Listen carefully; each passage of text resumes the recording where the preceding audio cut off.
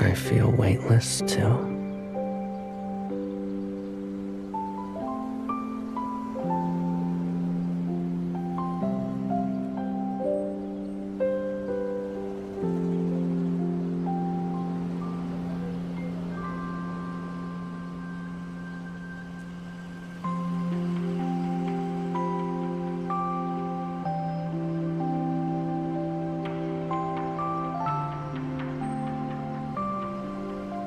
This pillow's so inviting.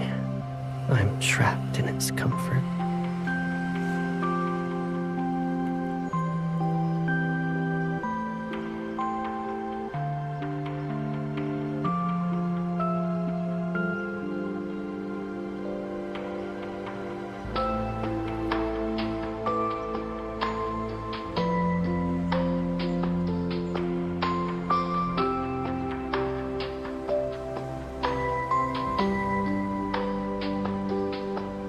This pillow's so inviting. I'm trapped in its comfort.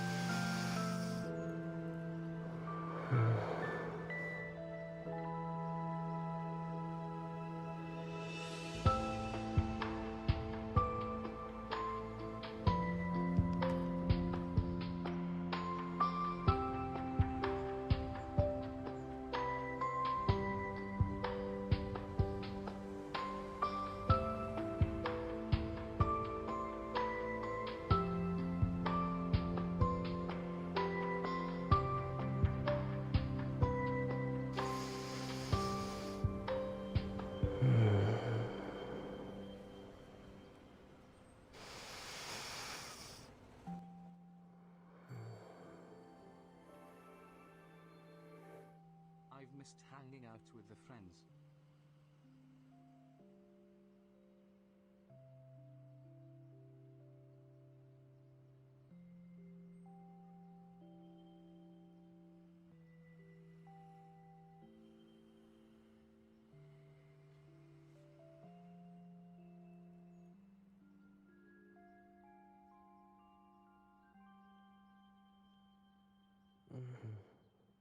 I feel weightless too.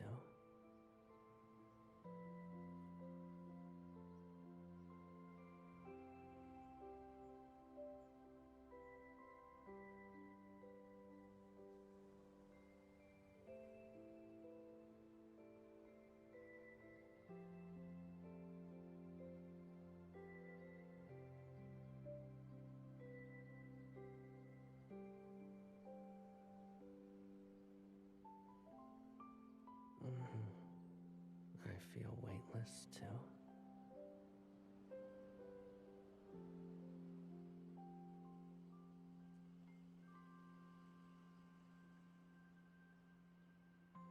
Hello.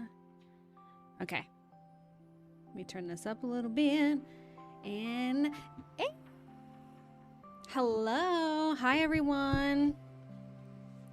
Let me just move this over a little bit. Oh. Indy, you know, honestly, I was a fool for thinking I could get away from Twitch.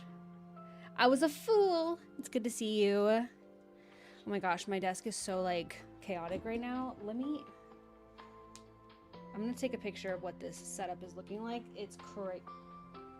My phone just died. Forget it. I guess I'm not. But the setup is looking crazy. And I have so much stuff going on here. Okay, so how's sound, everyone? Hello, welcome in, welcome, welcome. Better over there, Allie? Good. Cool. I can see both chats together, which is super nice. I just need to lift it up a titch. Listen, okay, I'm like, Caleb, why do you gotta be doing all that? I'm gonna turn the sound off right now. I'm like, Caleb, why do you gotta be doing all that right now? Bro is, there we go. Bro is sleeping. I'm like, wake up. He's driving me nuts. There. Did you really have to wake me up? Yes. Well, you have to help me recharge then. Sir. Okay.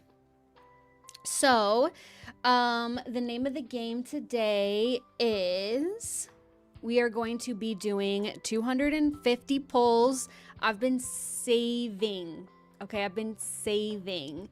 Oh, and Indy, thank you so much for the resub, by the way, and for the sub in general. I appreciate you so much. I am coming back to Twitch. I will be multi-streaming from here on out. I've enjoyed I enjoyed my time streaming only on YouTube, and I do like the community over there on YouTube. Obviously, a lot of y'all went from Twitch to YouTube, and then I also have people that are just on YouTube, and I really appreciate that. But there's just something about Twitch. I've missed some of the like different features and stuff on Twitch. So yeah, I will be coming back to both. I still cannot promise a super regular schedule. Part of the reason why I moved from you know what? He needs to stop talking to me.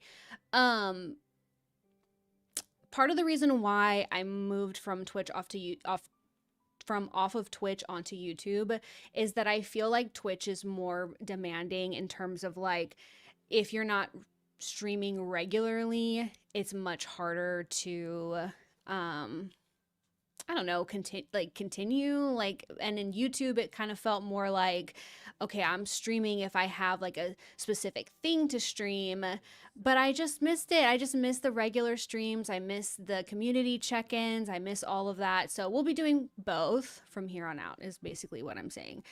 We're going to be doing 250 polls on this new banner. I haven't touched anything with it except for just to look. I looked over on Wish and just made sure that it was all there.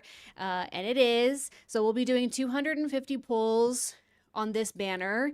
I think, let me see. Okay, there's no benefit after 150. So 250 about. Okay, we might do a little bit more, we might do a little bit less depending on what the, how close I am to getting the next 5-star or whatever. Best of both worlds. Exactly. And then we're gonna play through the myth, and I'm gonna try to play through the whole thing, so it might be a little bit long today, but I really want to play through the whole thing. And then I also just like the idea of having like a full playthrough filmed, basically. So thank you, Nini. Are you pulling on this banner, Nini? Sounds wonderful. I'm on a walking trail today, so YouTube is much better today. Missed everyone. Aw, thank you. The next step in my multi-streaming journey is that I'm going to get a an on-screen chat that shows both Twitch and YouTube.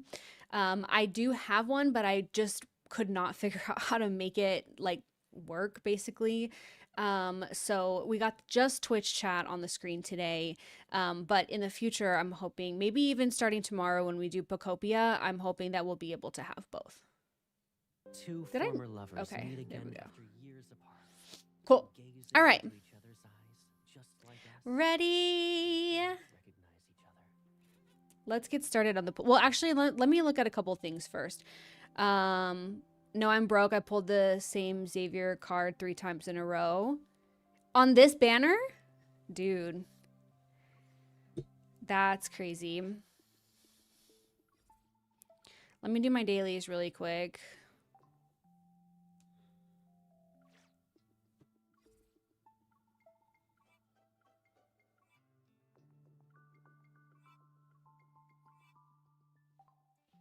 Right. My Aurum pass is up. No. Okay, let's see what we have here. Can y'all hear the game? Okay.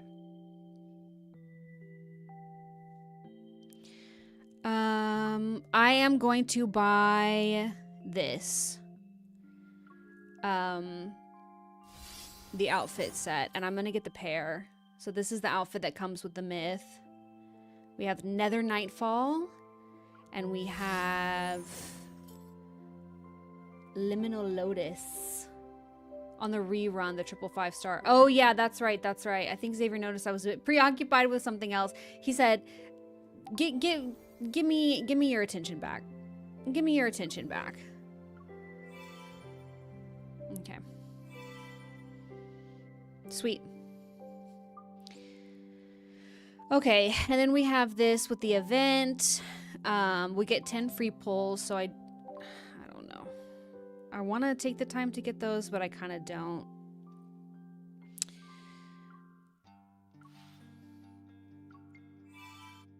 Alright.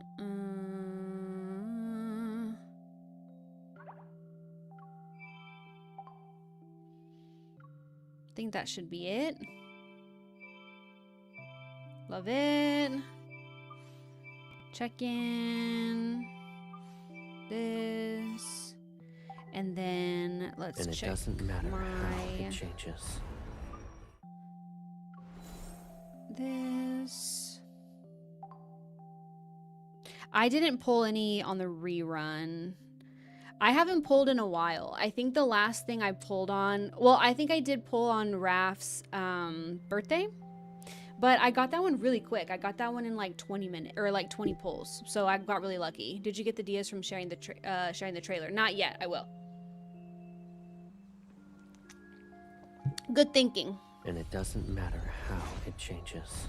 All right, here's the each other. I keep accidentally hitting mute.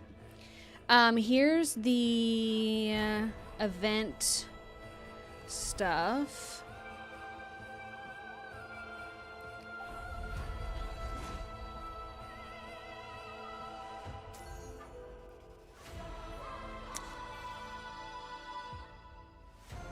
I want to, dang, I kind of want to try to go ahead and get those 10 free pulls before we there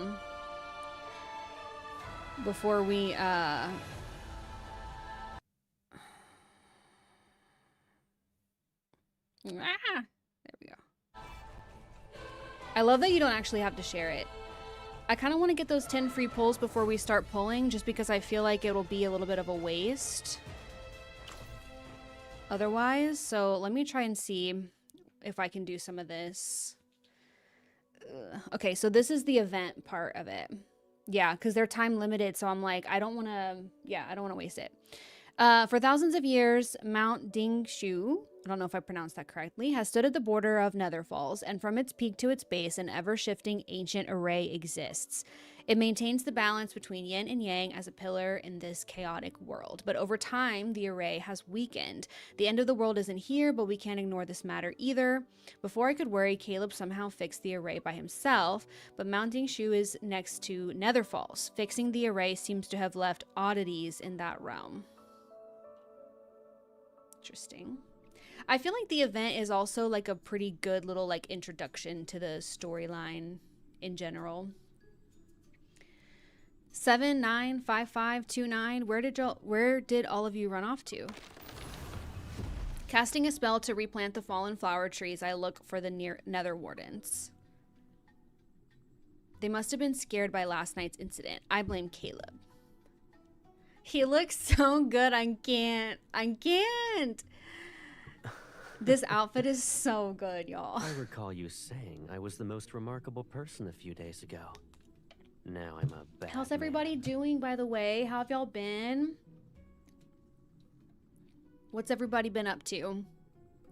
Everybody share one good thing that's happened in your life over the last couple weeks.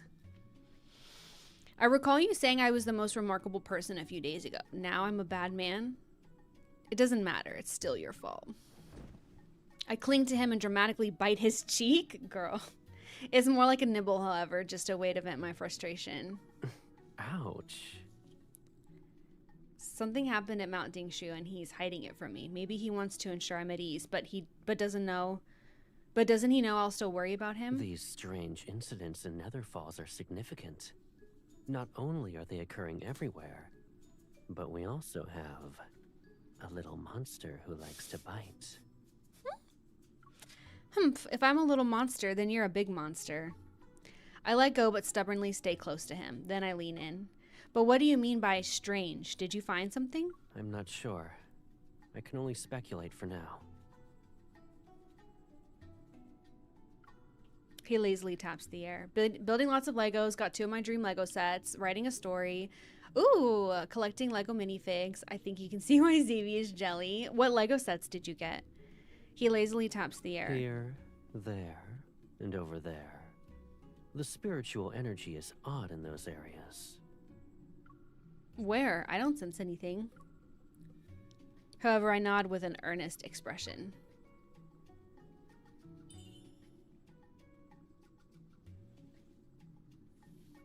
Indeed, something's not right. We should investigate to ensure there aren't any problems.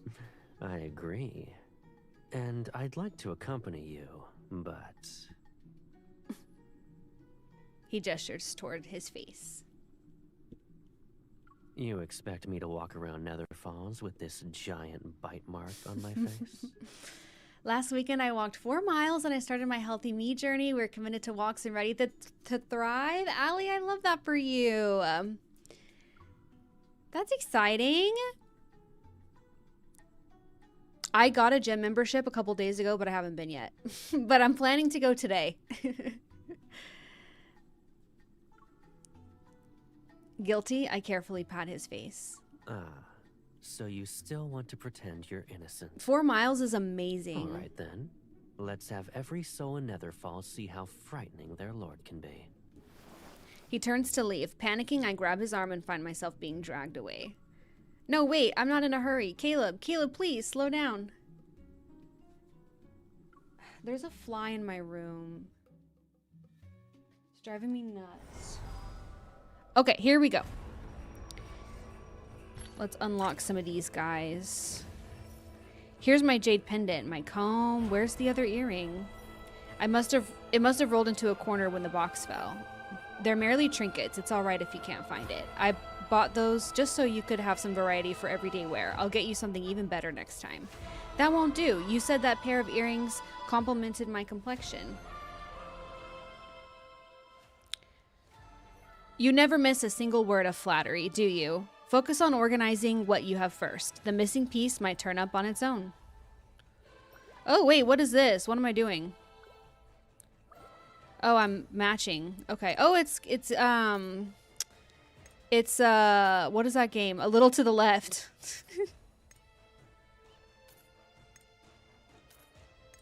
Cool. That's fun. 2 one way and 2 back. Amazing. JS, hello. I can only stay for a little bit. I have an appointment for my taxes in an hour. Oh my god. Godspeed. Godspeed. But I'm happy to see you. How are you? I found Ninjago City and Ninjago City docks secondhand for a decent price. They're arriving on Monday, and I already have the other Ninjago City set, so I can finally build a Lego City. Oh my god, that's so cool. Do you know what I found recently near me? There is a Lego store. Not like an official Lego store. It's called like... It's like a small business, but they sell Legos, and they have like... They sell... completed sets. I guess people like donate their completed sets and then they sell those. They sell secondhand Lego sets. They have a ton, like a glass cases, like glass counters full of minifigs, like rare minifigs, all the little animals, like everything. Like I saw a minifig that was like $600 in there. Like they sell really rare ones, and they also have a place to do parties, like I guess for kids, where you could do like it's like a Lego building party or something. I'm not sure exactly how it works, but I was like, that's so cool. I love that there's like a small business like that focuses on Legos, where you could find things that you wouldn't necessarily find if you just went to like a Lego store, you know, what's the like formal Lego store. Okay, let's do this. Exploration. Crisis strikes. Oh my god. I didn't know I was gonna have to be battling on stream.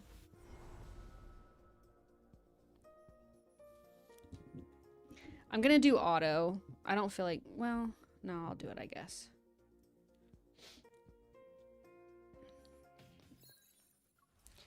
All right, here we go. A small test. It's so hard to do combat on the iPad. I cannot stand it. I'm just gonna do auto. We're just gonna watch it. Turn to the nether realm. All good. Now's our chance to strike. Can't hold on for much longer. Let's see who can live. Let's make it quick. That's easy. It's only got half its health left. You want to do a competition? Of course. Watch me. Bring it on. Sometimes I wish you Turn to the nether realm. all good. Now's our chance to strike. Never seen. Oh, sorry guys. I was muted. Lotus bomb. I was muted. See my move just now? I don't know what I was saying, but I was basically saying that I'm doing auto combat because I don't feel like doing combat on my iPad. Okay.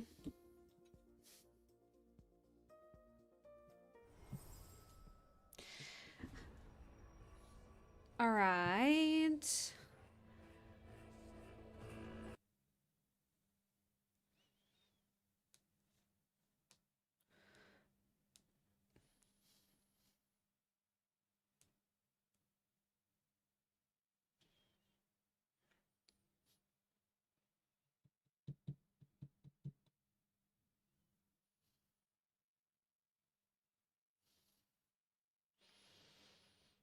Okay, we'll start with those, and I think once we get one of his cards, we'll be able to do more.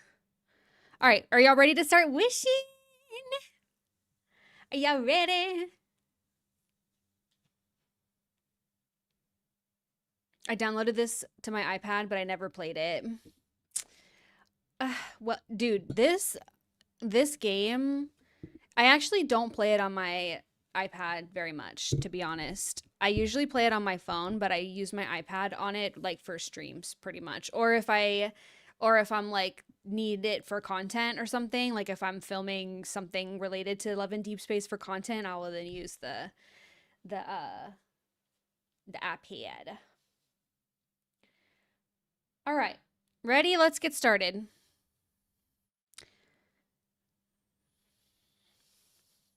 Thank you, Nini.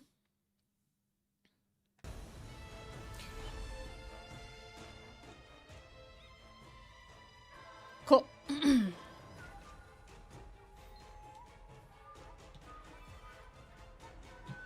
Cool. Get a wish. I like that you get a wish every 10 polls. That's interesting.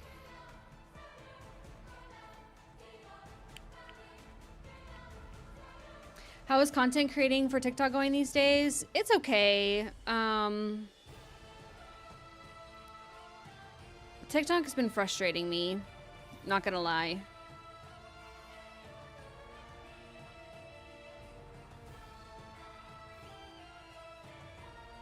But it's been going pretty good. It worked, you got Xavi.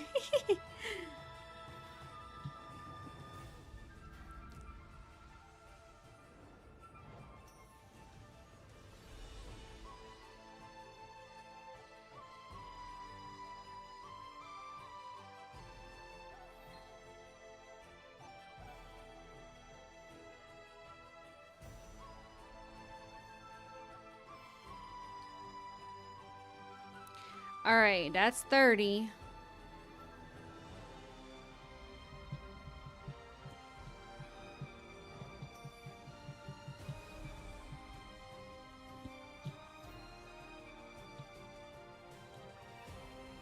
All right.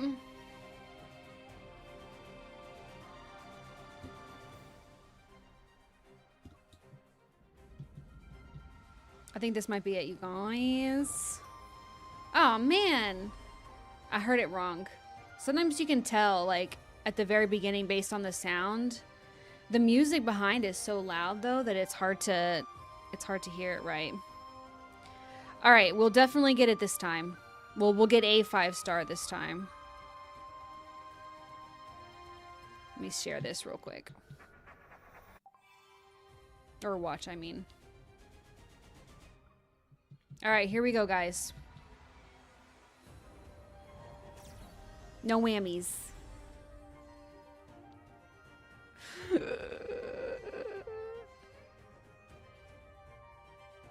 Watch it be something else.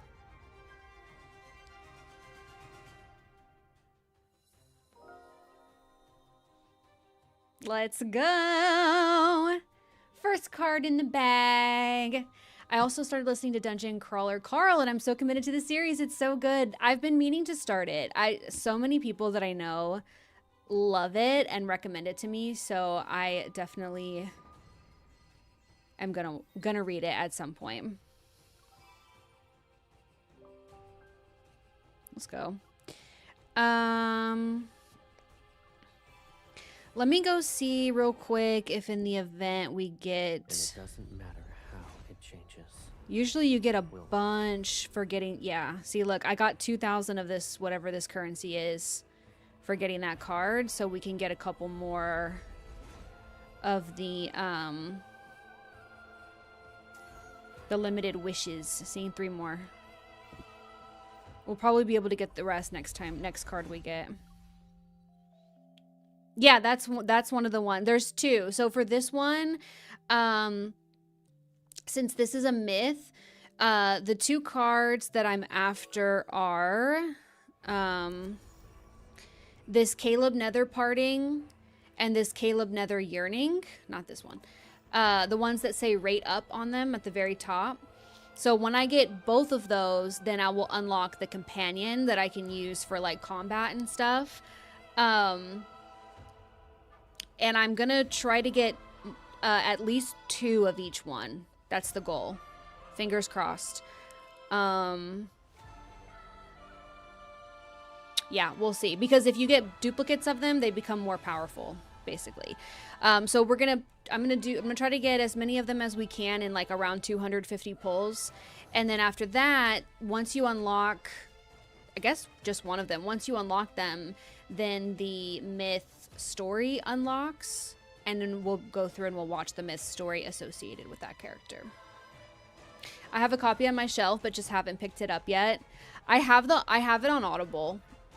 I'm pretty sure I do. If not, I will get it. But one of my coworkers, he listens, like part of his job is he has to drive around a lot because he works with like businesses and stuff. So he's driving around all the time. So he listens to a lot of audiobooks, and he listened to the entire Dungeon Crawler Carl series. I have such a hard time saying it, in like a couple of weeks because he was just obsessed and couldn't put it down. And he's like, you've got to read it. You've got to read it. So what do you mean no Precious Bonfire? I have 3 of Precious Bonfire. I don't need any more, okay? I don't need any more. Fun fact, this was my very first 5-star.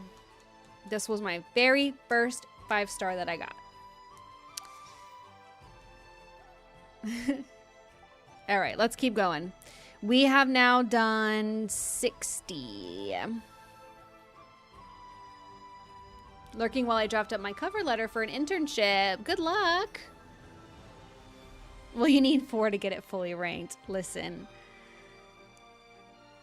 You're right. Maybe someday I'll get the 4th one.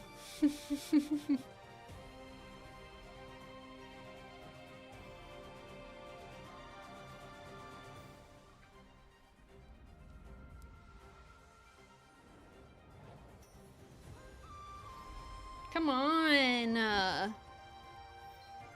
Give me some good luck.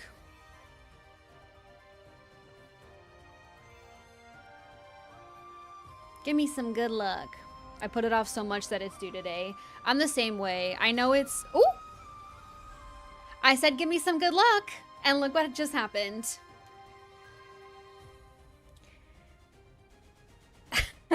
Nini, you're funny.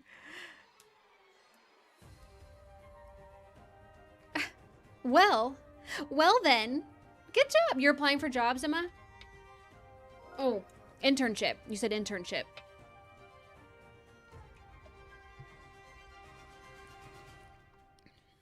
All right, y'all. We've got it. We've got him. He's ours in the bag. 2 down, 2 to go. Companion unlocked. All right. We got both. We got him in. We got both in 90 wishes. So I feel good about our chances of getting 2 of each. Yeah, for the summer because I live in an apartment and have to somehow pay the bills.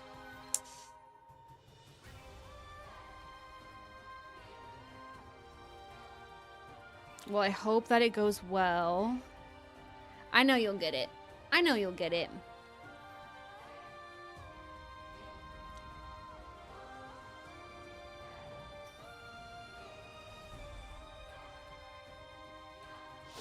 All right.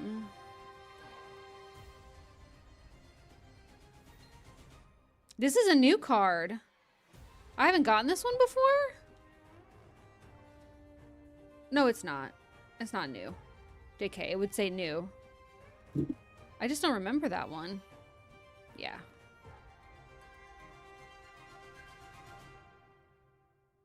All right, let's go again.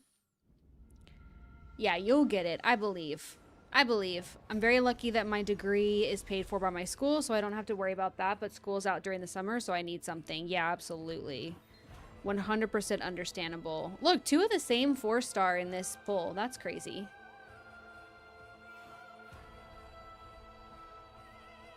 All right, we're at 130.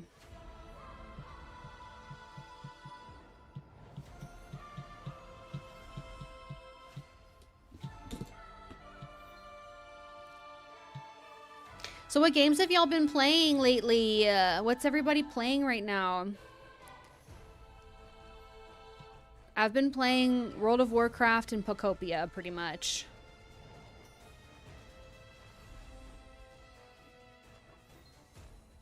Aw, my favorite card.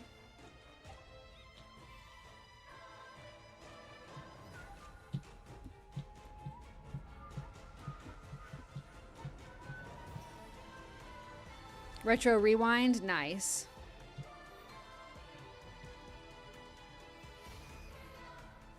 All right, there we go. We got that one.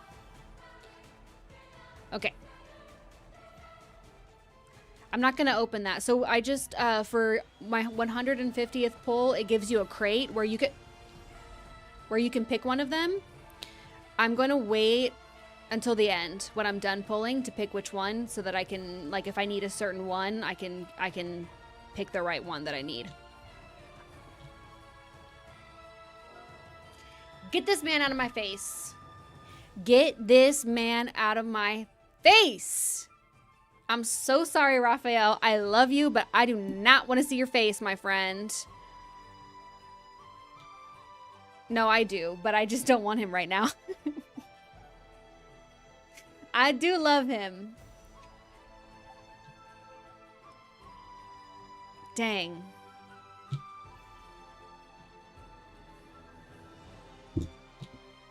It's fine.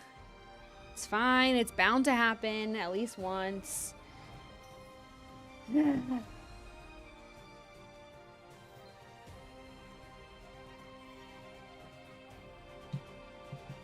was hoping that it would be a double 5-star.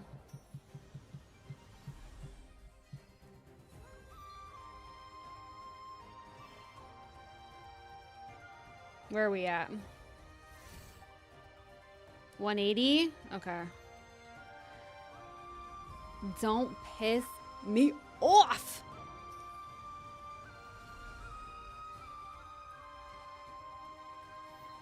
Man, these pulls...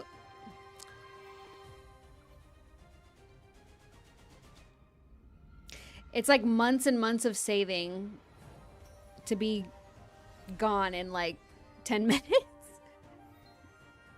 It's okay. All right, maybe this one.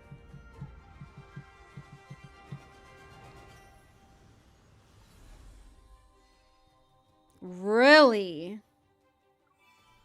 Really now? This one will be it. If I get somebody besides Caleb, I'm gonna crash out. Double, double, double, double, double, double. Okay. Yes. Yes. All right. Wish that it was a double, but that's okay. Oh, you know what? Wait. Let me go do this real quick. Then we're of this.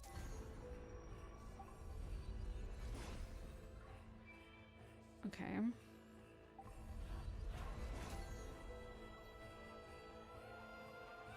Okay, cool. All right, I got all my my limited wishes. Gotta get my server maintenance gift. All right, let's keep going. All right, we've done 220.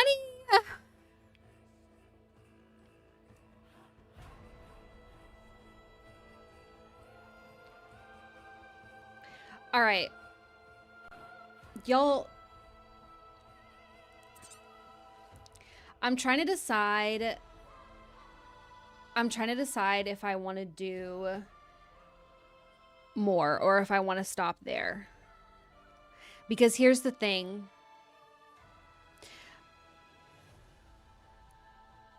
How many do I have left? Hold on.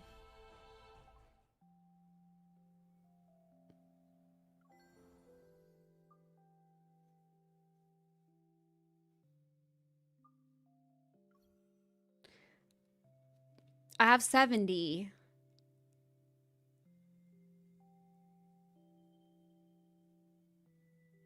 I do want to pull for Silas's birthday. Okay.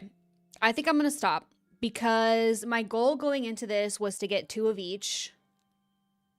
And I have achieved that. And once I open the box, I technically have enough to get to 1 more hard pity. But it's not guaranteed that I'll get Caleb, and then I'll be pissed. I'm going to stop there for now. I'm going to think about it, though. I might do more, but I'm also trying to save a little bit for Silas's birthday, which should be coming up soon. So I think I'm going to stop. But let me go ahead and open this crate. Get this one.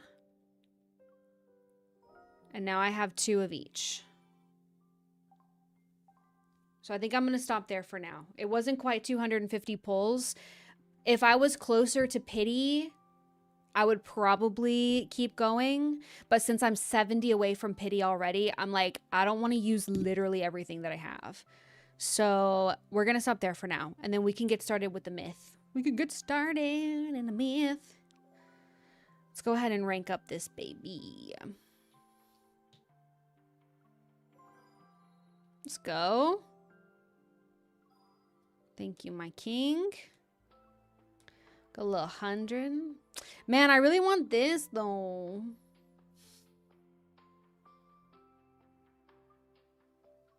We'll see. All right, and then... this one...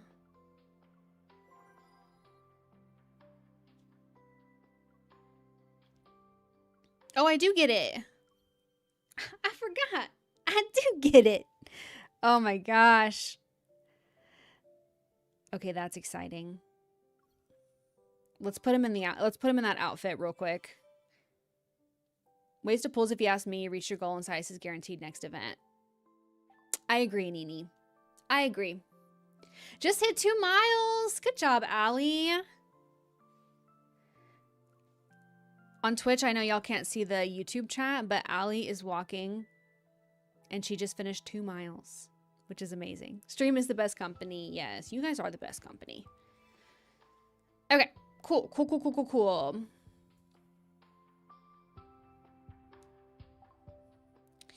I'm not gonna do all that right now. Okay. Let's put him in the outfit.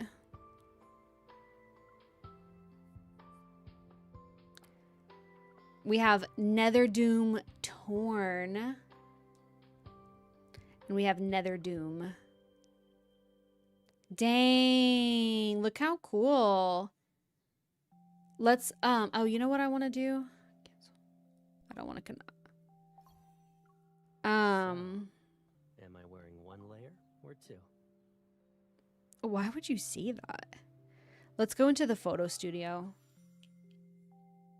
Yeah, I'm gonna put him in the photo studio to do the hair so that we can see, we can like zoom in closer and stuff. Thank you for the hydrate, Emma.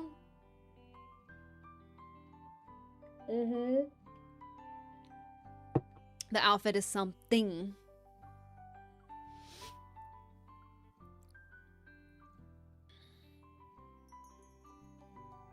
Thank you so much for the follow. Welcome in, welcome in.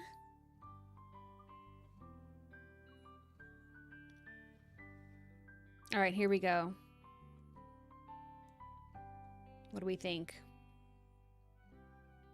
Here, this is the torn outfit.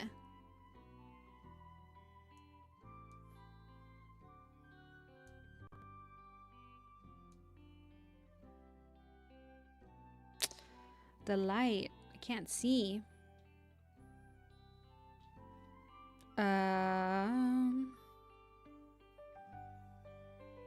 There we go.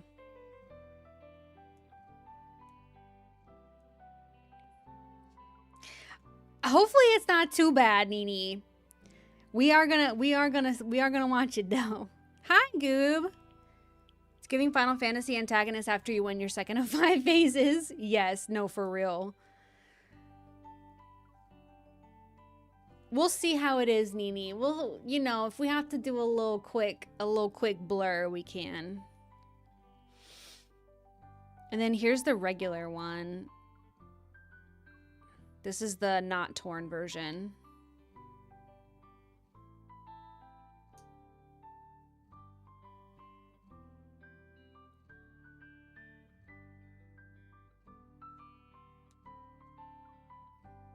Oh.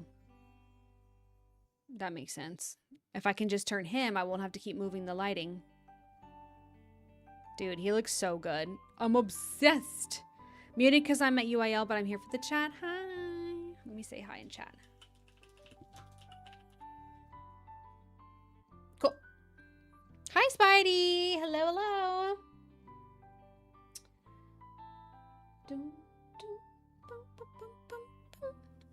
You weren't on time for the sacrifice. Not the sacrifice. Not the sacrifice. All right, are we ready to start the myth, y'all? Are we ready? Are we ready?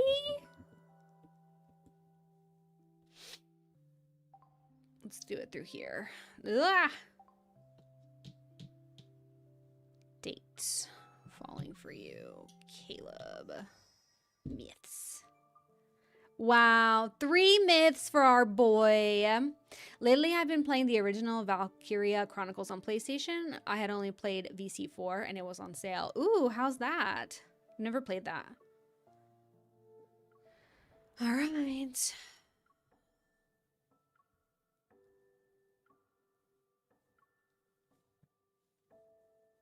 I'm scared. Heaven and earth dwell in chaos, and yin and yang have lost their way. While the day belongs to the mortal realm where the living may roam, the night is claimed by the nether realm where ghosts run rife. Humans shall not venture forth in darkness, nor shall ghosts walk in the light. Thus the world of mortals is bound in eternal day, and the realm of spirits in perpetual night. I'm going to turn it up a little bit. Y'all let me know if y'all can hear. It's really quiet right now. Twilight smothers the sky. Clouds swallow the last ray of sunlight, and the mortal realm sinks into darkness. Help! Please stay back! Don't eat me! Ooh. The small shrine's worn doors burst open. A man collapses onto the floor. Scrambling to his feet, he sees the room smothered in dust and thick cobwebs. On the altar, several broken statues sit beneath a wavering lamp. The flickering light makes their faces twist and shift in the shadows. Is there an immortal who can help me? A ghost wants to devour me whole! Cornered with no means of escaping, he falls to his knees and bangs his head against the floor, begging every statue he can see. Spare me, and I'll give you everything I have. I swear, I'll rebuild this shrine. I don't need wealth. Ew. The lamp flashes. He looks up and sees that all the statues have transformed into ghosts with green skin and long, jagged fangs. Only fresh flesh can satisfy. Bye, Allie. Have a great rest of your walk, friend.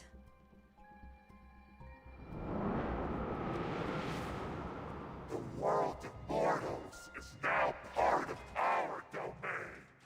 You can't run away forever. Come to me. Let me eat you. Oop. The shadows vanish and candlesticks soar. They pierce the ghost body and pin it against a pillar. The dim lamp flares and a cyan flame burns. Another lights up and then another. Ghostly light manifests as if something walks or descends steadily toward the shrine. A realm for mortals, a domain for ghosts. I don't remember a mere flesh eater being the one to decide everything. Ooh. Ooh. You're bold, I admit.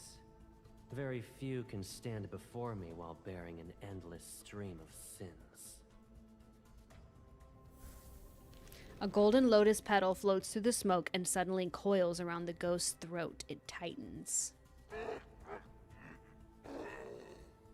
You'd like to die sooner rather than later?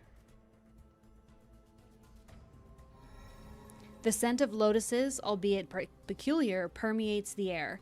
The faint lights reveal the face of the statue situated in the highest position. It's expressionless, yet it seeps an intimidating aura. An immortal is actually here. My brother is stronger than most of those immortals. Having watched long enough from the shadows, I float toward the man. In this world, who can scare those evil ghosts and make mortals panic? The Lord of the Netherrealm? Oh, thank you, my lord. I'm grateful that you two saved me. Your soul isn't pure. Pity. You'd rather deny your villainy than confess to it, yes? No, I'd never. Your soul won't be able to reincarnate. Maybe you can be useful elsewhere. Dude, they're cold. I love. I clap my hands. The ghost falls from the pillar and lies on the floor. It doesn't run. Rather, it stares at the man, the hunger clear in its eyes. This is so intense. Perhaps I'll let the ghost eat you. Then I'll devour it. Devour it. Wouldn't that mean your death wasn't in vain? No! Once I've gotten my fill of seeing his dread, a lotus petal brushes the tassels beside my hair. Stop teasing the poor fellow. He only has a few moments left to live. He knows his end is nigh. These two are something else.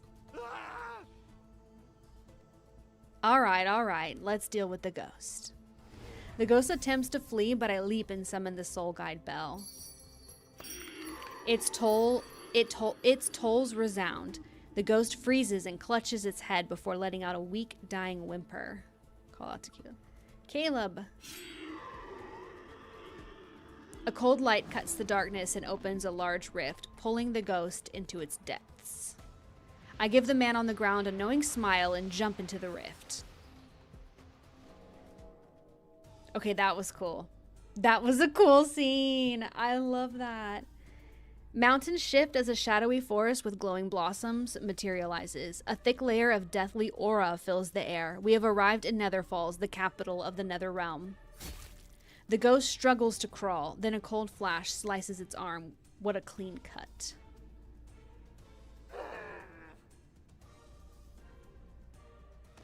That's disgusting. Hello? Welcome to the depths of the Nether Realm. A malevolent ghost like you shouldn't be here.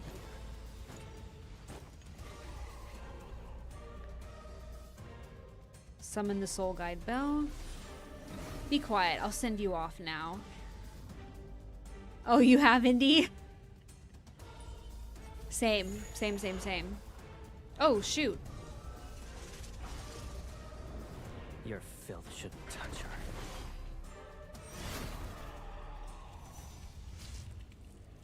Ooh.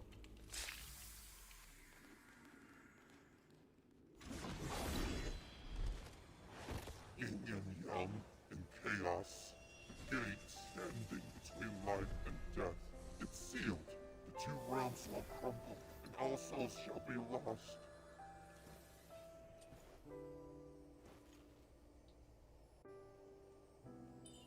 Caleb, what did it say? Ramblings before death aren't worth listening to. You're hungry? Again? Patience. The We're power already itself is here. not very strong. We're already All at you do this is a little scene, you treatment. guys. Cover your eyes.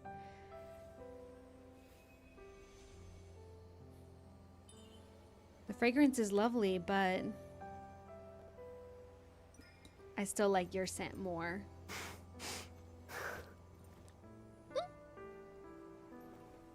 You're not satisfied, and you dare to ask me for more. I'm yours and you're mine. Ah! I'm yours and you're mine. I can do whatever I want with you. We are the most closely bound souls in this world. We can indulge in our heart's desires without restraint.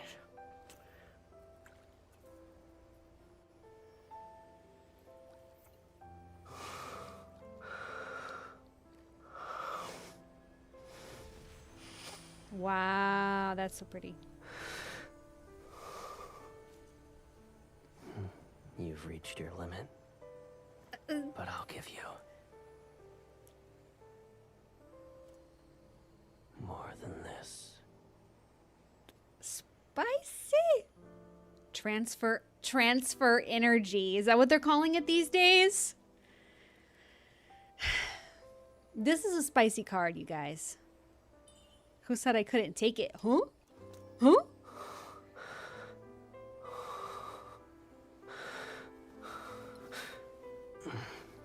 They're a bunch of freaks.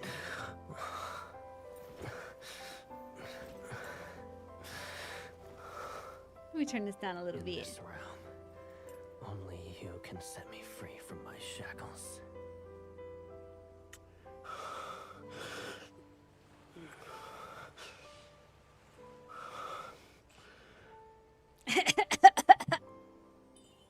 Let's stay like this forever. We'll never be apart. Of course. I'll offer my baby's sister everything she's wished for. Info is really not holding back on that element these days.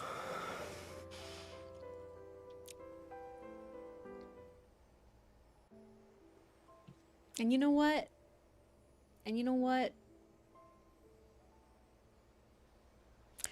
With the rising sun and the waning moon, the world... I know, Emma. You're like, oh, dang. Well then. With the rising sun and the waning moon, the world turned in an endless cycle between the mortal realm and the nether realm. While the mortal realm drifted without a ruler, the nether realm was held together in the grip of a pair of siblings. I'm like, why am I hearing breathy sounds? Together they presided over the depths, wardens of the departed souls and scourges of the man-eating ghosts that ravaged the land. From their domain in the lightless nether falls, they walked the veil between the two realms, revered by the living as the lords of the nether realm. Only later did I come to know that those two lords were my big brother Caleb and I. I've forgotten when I first came to the nether falls, or why I became the lord of the nether realm. Who was I before it all began? I only know one thing, that I must remain by Caleb's side forever. If he was to rule the Netherrealm, then I would be the other of its lords. If he was to slay the man-eating ghost, then I would learn to kill. Desi Spark, hello, welcome in, my friend. How are you? For countless years, I have been my brother's inseparable shadow, aching with a single wish for our time together to never end.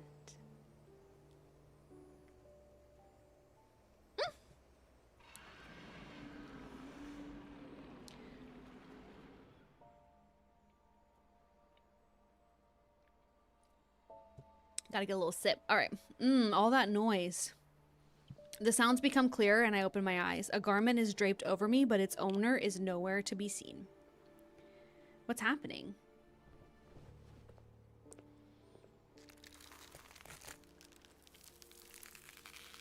What the heck? I walk past a stone screen depicting images of ghosts being slain. Above the hall, a massive malevolent presence writhes in midair. Several claws reach out. Caleb sits on a throne made of bestial bones. His chin rests in his hand as he spins a floating lotus. I planned to leave you barely alive for some time, but it's clear you don't appreciate my efforts. Truly, it's a shame my mercy was wasted. Not the ghost again. Didn't Caleb and I capture it before? A month ago, Caleb took me to the Northern Mountains, which are hundreds of miles away from Nether Falls. We captured this malevolent ghost there. Its mind has fallen apart, and it can't take on a human form. However, it's more vicious than the rest. I wanted to taste its soul bead, but Caleb said it had another purpose. Lost in thought, I see the ghost's claws lunge toward Caleb. He curls the fingers of his right hand. 5 golden lotus petals fly like arrows. They pierce its claws and twist them off. Why are you in a rush to die so soon? Another petal floats toward me before increasing its size. It acts as a shield to block the foul blood. Caleb. Come. The petal coils around my waist, lifts me, and places me in Caleb's embrace. He remains composed. Lotus petals curl like beautiful, dangerous blades. A cold, unsettling aura surrounds the strange markings along his arm. He's normally quick when it comes to killing ghosts. Is he waiting for something? A faint bluish-green glimmer flickers inside the ghost in midair. I expected this. Before I can even see him draw the nether seal near his throne, the ghost is reduced to ash beneath its blade. Fragmented chains fall into the ash. Behind a stone pillar, several tiny shadows tremble as they huddle. So those nether wardens accidentally broke the seal on its chains. You said that ghost was different and wanted to deal with it personally, but it's dead now. Isn't that a problem? It doesn't matter. Once it proves to be useless, death becomes a kinder fate. What were you going to do with it? When I ask my question, I discreetly signal the wardens to run. I'm heading out. Would you like to rest here, or walk in the world of mortals? I love the way his hair looks. I love the swoopies on the side of his hair. It looks so good. So he has no intention of telling me his objective. I don't ask him about it. Everyone has secrets. We're not an exception, but it doesn't matter as long as he's by my side. Can I join you? You wish to follow me to Mount Dingshu? Are you certain? I only want you to come back soon.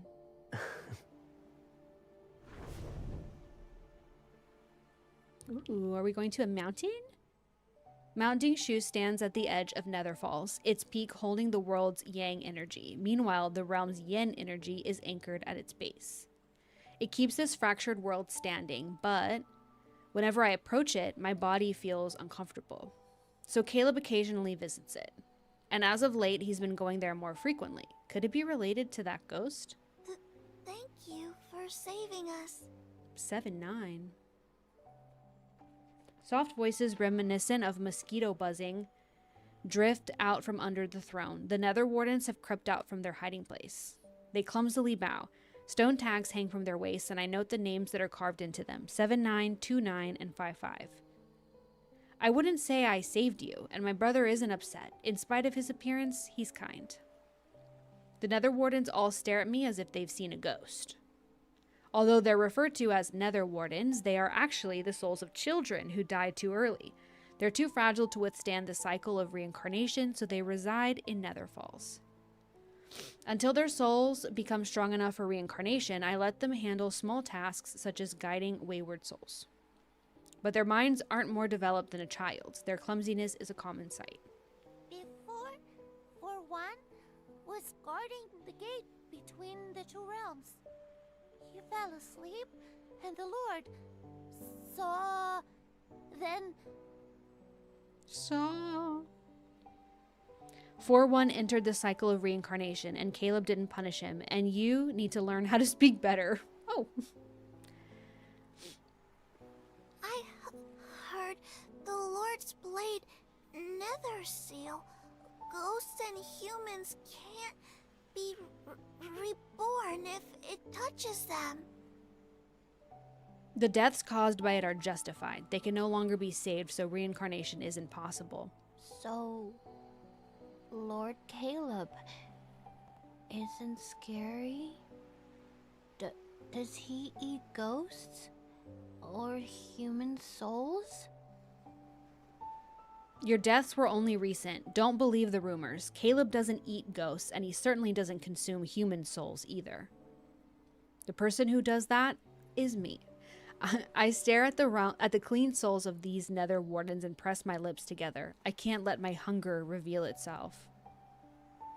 We are from the same source, yet Caleb isn't hungry. All the while, I crave the taste of ghosts and human souls. So he used soul beads to create a lotus pond. It will help with my cultivation and feed me when hunger strikes. When you're starving, visit this lotus pond. These blossoms have purified the soul bead's energy. They're pure, so you can eat them. However, promise me that you won't eat any more ghosts. And never. Humans. That memory is lost in a haze, but I can still hear my voice. It's akin to a feeble whisper. Does this mean I'm a monster?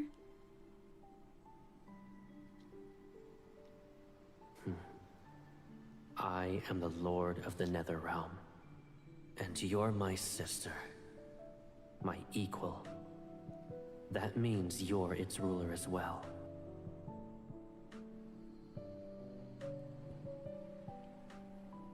Interesting. What else could you possibly be? Ugh, there's a fly over here. I need to get my cat in here to get the fly.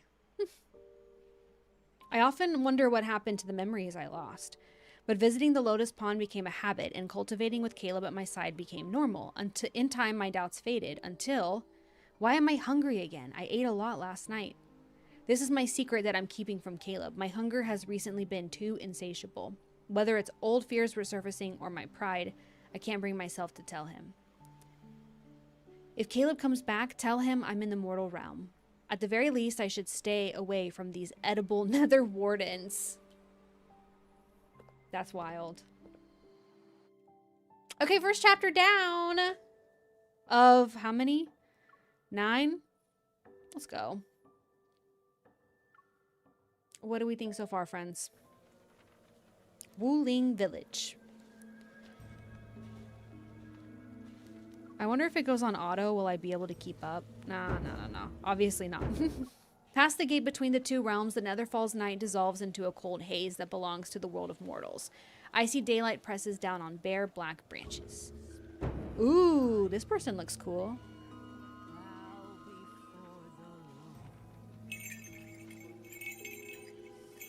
Souls and ghosts. She's talking, but like it's very, very quiet. The wind shrieks every corner of the street. Spirit script flutters. In the distance, firelight flickers beside a tree that's draped in silk ribbons. Humans move toward the mournful chants, their faces wrapped in coarse pieces of cloth. Only tired, fearful gazes are visible. the ghosts ate 2 more. We always say not to leave your home once it's dark, yet they... Some tragedies can't be prevented. Old Gao is dead, and his son has been missing for half a month. All the inauspicious signs can only mean he met a horrible fate. Yeesh. More humans have been dying to ghosts nowadays. The Nether Wardens and Netherfalls will be overwhelmed if this continues. Honor one's name and live. Defy it and die. I love her outfit. Live It's a with cool mask. good deeds. Villainy begets death. Period. At the end of the path, shadowy figures surround a clearing with 2 caskets. The inconsolable mourning families weep. I float to an old camphor. Below me is a masked spirit master. Oh, that must be the person that was just talking. Who's leading the soul-sending rite. Bones and fangs hang from her clothes, and her body and voice are akin to old wood. However, her aura commands reverence. Husband and son are gone. How can an old woman live? Those damnable ghosts. Why didn't they eat me as well? This story is so dark. My wife started living with us only recently. How could fate unveil its cruelty now? Lord of the Netherrealm, please! I beseech you to kill that evil thing! Don't let it enter reincarnation! Oof. However, the lords of the Nether Realm oversee the dead. Matters involving the living aren't under their purview.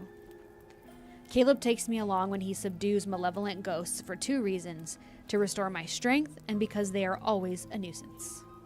Yet over time, people came to see us as protectors they could pray to. Lords of the Netherrealm, please watch over my parents. Several days ago, they began their journey home. Don't let them meet misfortune.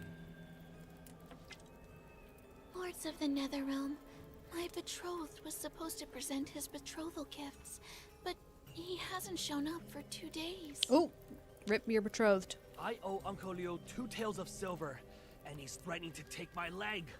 My lord, please, let the ghost torment him. Okay, everyone else is like, please let my loved one come home safe, and this guy's like, let the ghost torment this guy. I don't want to listen to any more ridiculous wishes. I disappear and float to the altar to inspect the offerings. They're plain and boring. I don't like them.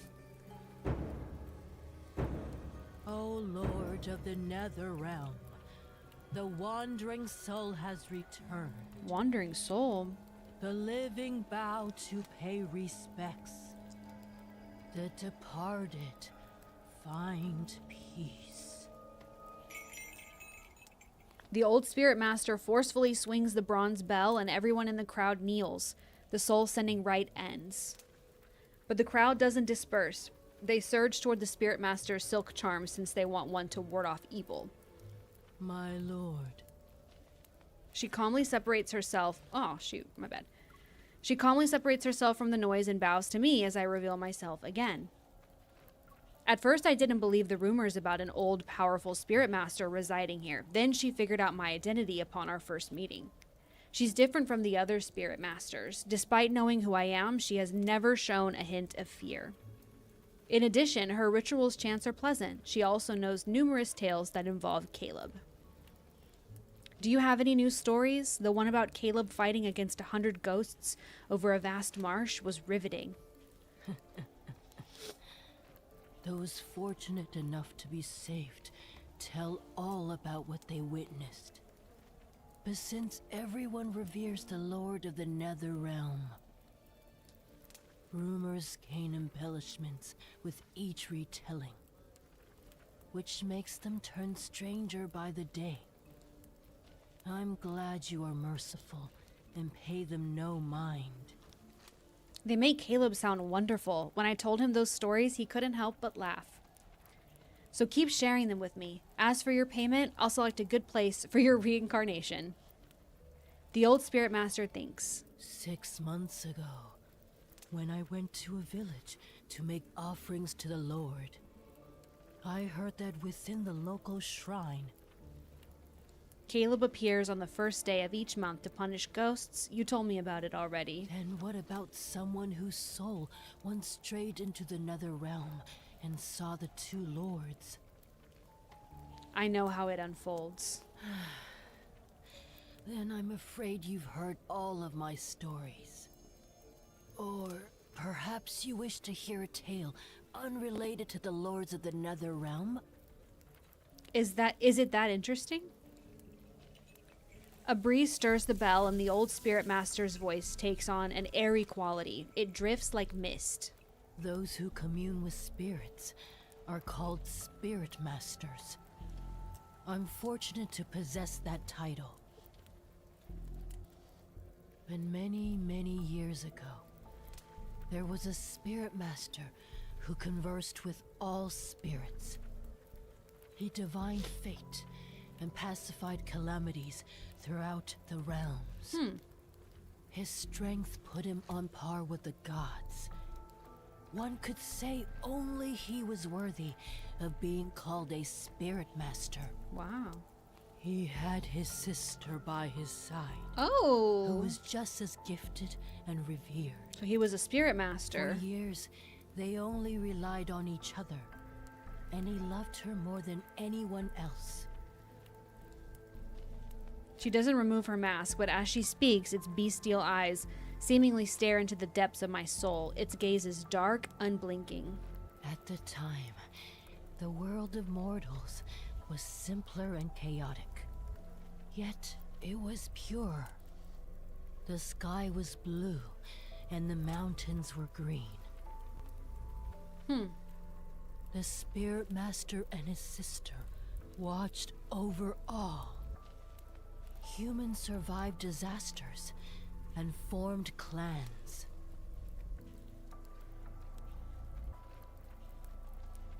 But perfect beginnings normally lead to terrible incidents. I know how these tales operate. She's about to continue when shouting erupts nearby. The last remaining silk charms have allowed a brawl to break out. The stronger the spirit master, the stronger the charm. So humans wanting one little charm is to be expected. One word is all it takes for blood to spill, and no charm can ward off such viciousness. Forgive me, my lord. I must mediate. Sighing, she leaves along with the unfinished story. My disappointment is all that remains.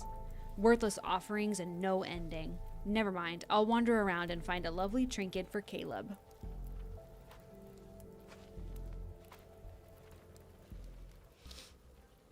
This art is so good. I love it. The vibe here is so awesome. Blood now stains the altar here. I walk away and that metallic scent stubbornly clings to the wind. I follow a hint of it and spot a gambler with blood-stained lips. He fumbles out before someone drags him back indoors. Crexton, I believe in you. I'm manifesting for you, my friend. You got this. Nearby are two brothers with their blades drawn. They're ready to kill each other over half an acre of land their father left.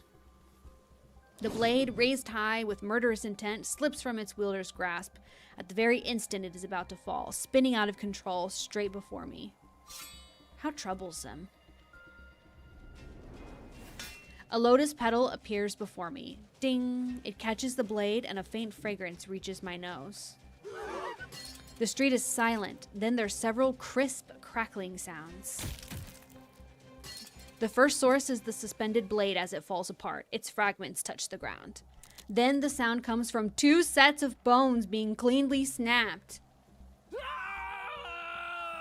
The brothers collapse and scream. Chaos encroaches on the street. The Lord of the Nether Realm? It's the Lord of the Nether Realm. Oh, they're speaking. Not me talking over them. I'm just like... Terrified, humans scatter. Shops slam their doors as the lotus petal lazily floats upward. The lotus and this scent. Caleb! I navigate through the crowd to chase it. Once I'm away from the commotion, the petal returns and binds my waist. My body is lifted before it's placed into a familiar embrace. The petal brushes against my temple, and it's soon followed by cool fingertips. Watching humans tear one another apart will ruin your eyes. What should I look at then? Hi, Elysium. His fingers shift and a hairpin that was carved to resemble a lotus appears. He puts it in my hair. My baby sister, who has beautiful eyes, should only look at beautiful things. How are you? Ripples. Oh, this is so pretty. Ripples reflect shimmering light on the lake's surface. My head rests on Caleb's lap as he smooths my hair one strand at a time. Caleb, the mortal realm is growing more chaotic with each passing day. You had to run to Costco? Ooh, what'd you get at Costco? Anything good? I need to go to Costco. Once a ghost tastes human blood, its hunger is bound to spiral out of control. I started getting all of like... Fortunately, ghosts are unfathomably foolish. If that weren't the case, the world of mortals would be nothing but carnage and ruins. I started getting all of my prescriptions sent to Costco because I have one pretty close to me. So it's like an awesome excuse to go to Costco more regularly. Strawberries and toilet paper. Yes. Do you know what I always get at Costco now? Cat litter. The cat litter at Costco is so cheap. And it's good. I love how the setup always looks in the game. Yeah. Thanks. If that weren't the case, the world of mortars would more... Okay. Caleb once told me that yin and yang constitute this world, but when the boundary between them blurs, they mix and taint each other. Calamities increase as a result. Vengeful ghosts are born from that chaos. But I don't think those ghosts are the only reason why the mortal realm is collapsing. Night falls. With a wave of his hand, the lotus in the center of the lake closes and dispels the barrier that's protecting Wuling Village. Many years ago, he sent out the Nether Wardens to plant the Nether Falls lotus seeds in every place inhabited by humans. These seeds carry life's spiritual energy. Once they take root and bloom, they can create barriers. With those in place, ghosts can only roam outside these locations. It makes catching them easy. Hounded by ghosts and battered by endless calamities, I'm doing good, struggle to Goob. survive. Their hearts becoming twisted, bitter malformations are par for the course. I'm messaging Goob because I know he's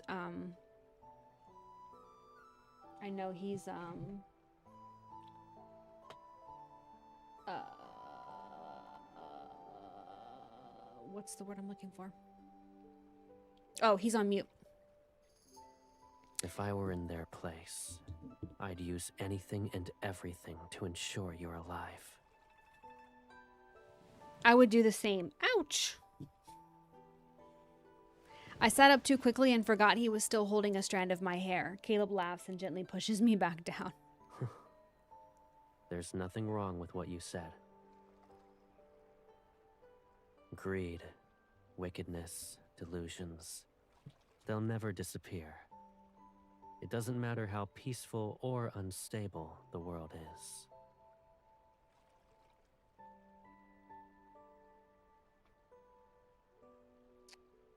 Thanks, Elysium. Yeah, I recently got that from, there's an Etsy shop. The seller's name is Sayonani, and she does amazing like widgets and stuff. Like she did this chat widget too, which I've had for a while, but I really like it. I just set it up this morning, so I'm still kind of like thinking about the kind of stuff that I want to put on there, but I love being able to have like what we're doing on today's stream and like what the next stream is going to be, and it just looks like some general information and stuff. So love this for you lads, folks. Thank you, Goob.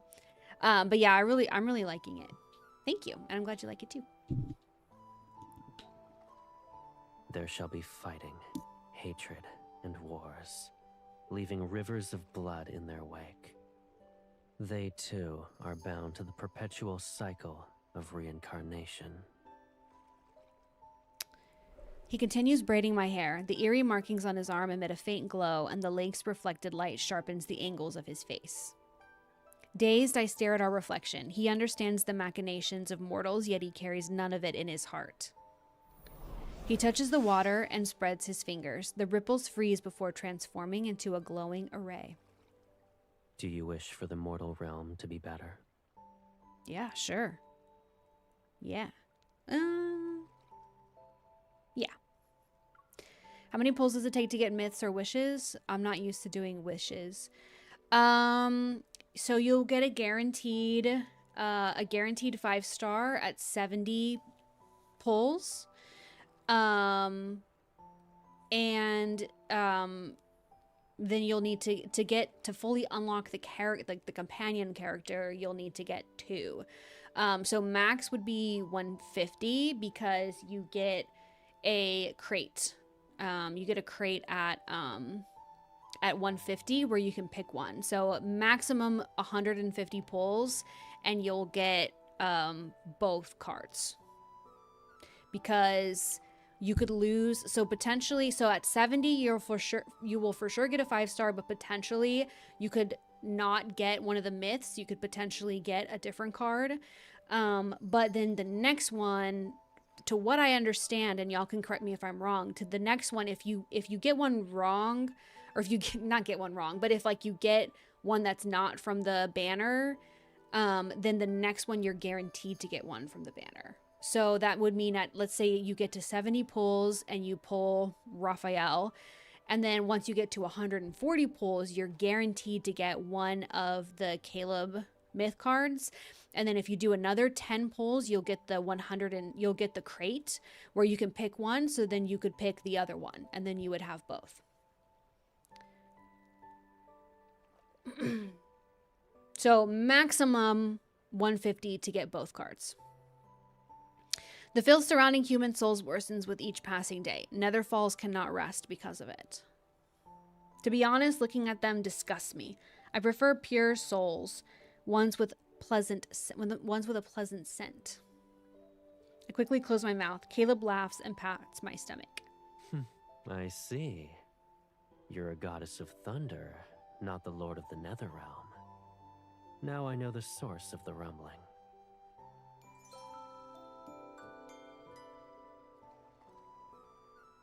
26k diamonds. Thank you for the sub.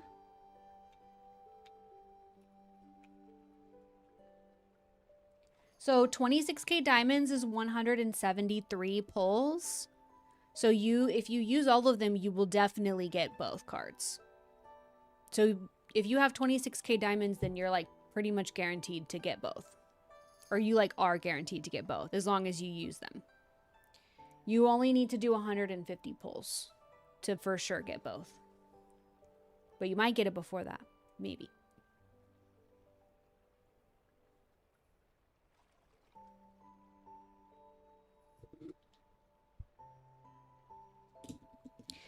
Perhaps I'm slightly hungry, but only... Oop. Caleb lifts me. He sees the water's ripples, the moonlight, and the ghost hidden in the mist. Come. Behind me, he takes my hand and guides my fingers in the air to make the same array from earlier. The barrier isn't present. Since we've cast the array as bait, every ghost with 100 Li will with appear. 173 pulls, you're guaranteed. Like, you're guaranteed. This should be enough for you to consider a feast. With 20 left over, even, if you want to save for Silas's birthday. You think so? Let me teach you a new way to play this time. Ooh. And what is that, sir? He catches a falling paddle and the bamboo curtain immediately rolls up. A shadowy figure shrieks at the pavilion. The petal cuts through water like moonlight to slice the ghost's throat. Wow. Wow. I immediately mimic his attack when I strike a ghost, but I use too much of my strength and it is skewered. You've been taught lessons for several centuries, and yet panic is all it takes to make you return to your old methods. Yeah, I know you've been saving for a long time, Crixton. I'm happy for you. I respond with a sheepish smile. I used to fight ghosts in a wild, haphazard manner, which always made me covered in grime. Caleb taught me the elegant techniques over those hundreds of years. He even created intricate weapons for me. Can you demonstrate it to me again? I'll do it correctly this time. Watch closely. Yeah. When confronting weak ghosts, You didn't aim pull the for threat. XO2, right? The rerun? The stronger You were saving ones. for this one?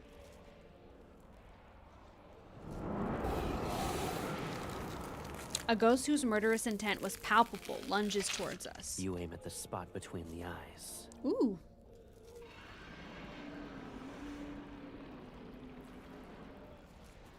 His power flows through my fingertips and pulls my spiritual power to unleash a fatal strike. Perfect. Do it like that. Wow. Not him teaching us how to fight. Excitement runs through me. It's not long before the pavilion's floor is covered with soul beads. Seeing me easily deal with them, Caleb relaxes and starts braiding my hair again. He holds up different hairpins, hair clips, and earrings to my head, comparing them one at a time. Should I use a cyan ribbon or a red one? Yeah. Well, I think you'll be happy to get this one. They say that the third myths are like the strongest in terms of like combat and stuff. And in my experience, I found that to be the case. Although XO2 was really strong, but... Goo.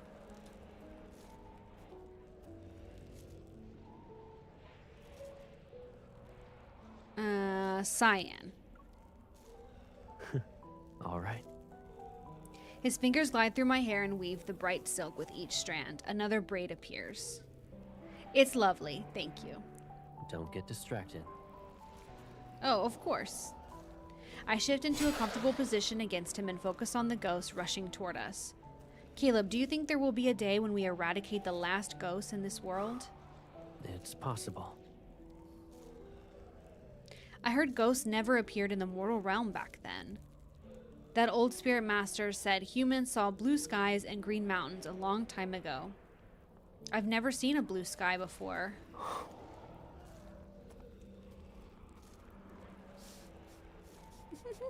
Goob. His arm slightly tightens around my waist. There shall be a day when we'll see. Goob. Those blue skies, crystalline rivers, and hills covered For in real, flowers. Crexton. It's a promise then, though Netherfall's flowers are also beautiful. I like them. However, if all ghosts disappear, I won't have anything to eat. That's not good. When that day comes, you won't need soul beads anymore. Oh, good. I won't feel hungry anymore, so I'll be like you? Correct.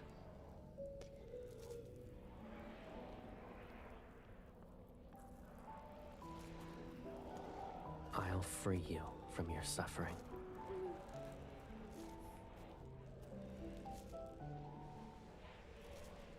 As the ghost screams fade, I wrap my arms around his neck. Actually, I don't mind living like this. Hi, Koya. Hello, my friend. How are you? You use soul beads to create a lotus pond for me, and we cultivate every day. I'm happy. If all of them disappeared, I'll miss them. Caleb is quiet for several moments, then he kisses the top of my head. That won't happen. You'll have more to be happy about. Let's see. We pulled for Caleb's myth. I got 2 of each card in 220 pulls. And then we started, and we're gonna do, my plan is to do all 9 chapters. We're on chapter 2 right now, of the myth. So we still got a little ways to go. You didn't miss too much. The world we shall create is the one you want to see. Aww. Hello? Well, my iPad is literally plugged in. But I guess it's too, how it dang. changes. We'll always have each other. Well, we may have to split this up into 2 different streams if my iPad decides to die, because I have it plugged in, but it's not, it's still losing charge. This game requires a lot. I might try to pause in a few minutes, and maybe after chapter 3, Dang. Y'all see that my iPad is plugged in. Now, that's my mistake for not charging it overnight, but it was at like 40% when I started. I think I'm going to go ahead and do a quick BRB. And I'm going to look and see if I could find maybe a different, like, more powerful charger or something for it. We'll see. Fingers crossed. Okay, I'm going to do a quick BRB. And I will be back in a few minutes. All right, everybody take a little break. I wonder if he needs someone to help him find the rest of his clothes. That's what this game is about, him getting close enough to the MC that he's comfortable asking for help. You're crazy. I'm gonna do a quick be right back. I'm gonna look for another charger and like stretch a little bit. And we'll be back together in just a couple minutes, okay? BRB.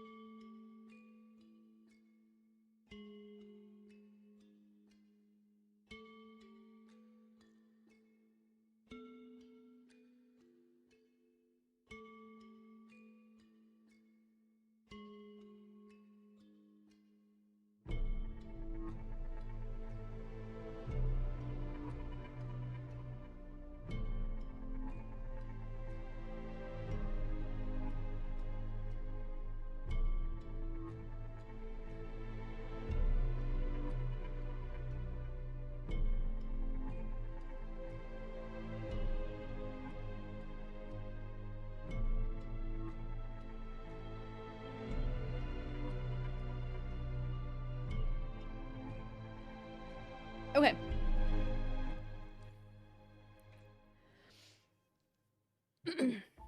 I got this for my MacBook. We'll see how that works.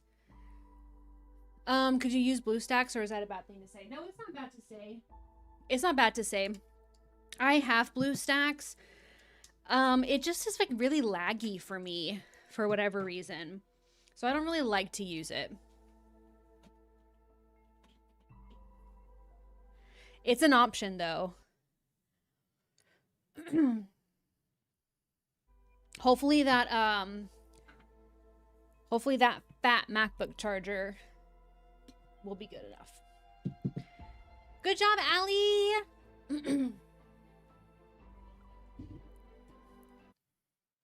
I'll keep checking it.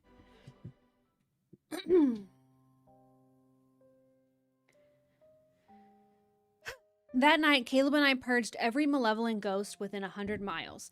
The soul beads we harvested caused the lotuses of the Nether Falls to bloom overnight, and I basked in the abundance of their power. Moo player. Do I have BlueStacks or Moo?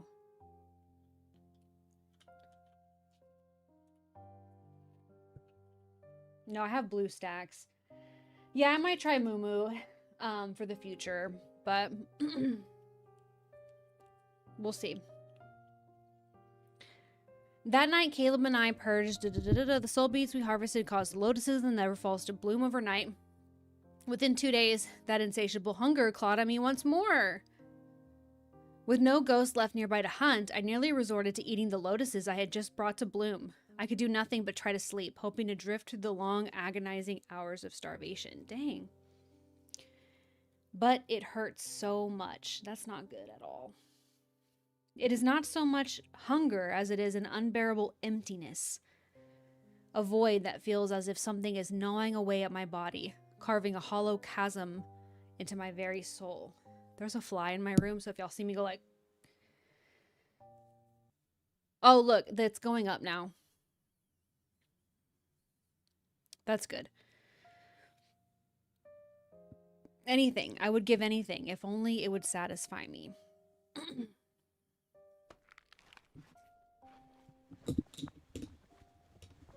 My lord. Oh no, she didn't. Fat charger worked. Sluggish, I look up and see several faces. Some are terrified and others are stunned. It hurts. Oh no, did she get one of the wardens? A creature weakly twitches in my hand and I look. 5-5 dangles from my hand and stares at me? And on his cheek is a bite mark shaped like a crescent moon. Did I do that?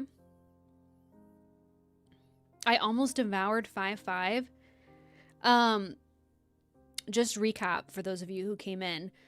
The ones that are named with like numbers like 5-5 and 7-9, they are what do they call them? Lotus wardens, which are basically like spirits of children who passed, and then they kind of help out the Netherlords, the lords of the Netherrealm.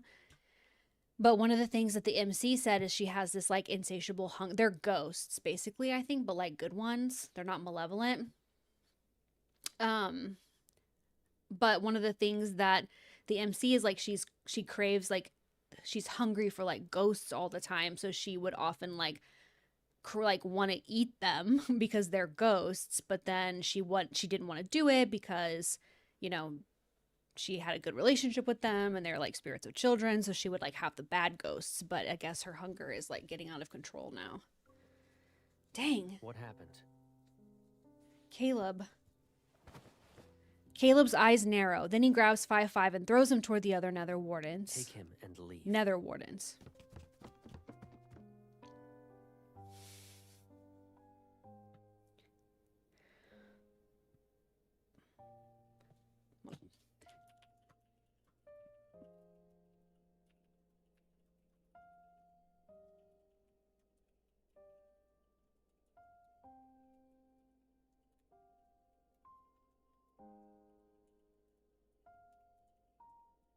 I'm typing to Goob because he has to be on mute.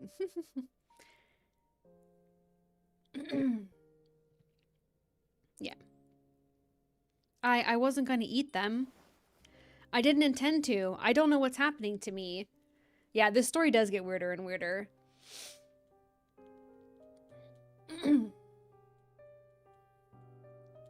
My words frantically tumble out. Guilt and fear crash into me. Are you okay? That simple question intensifies my guilt. Clumsily wiping my face, I nod.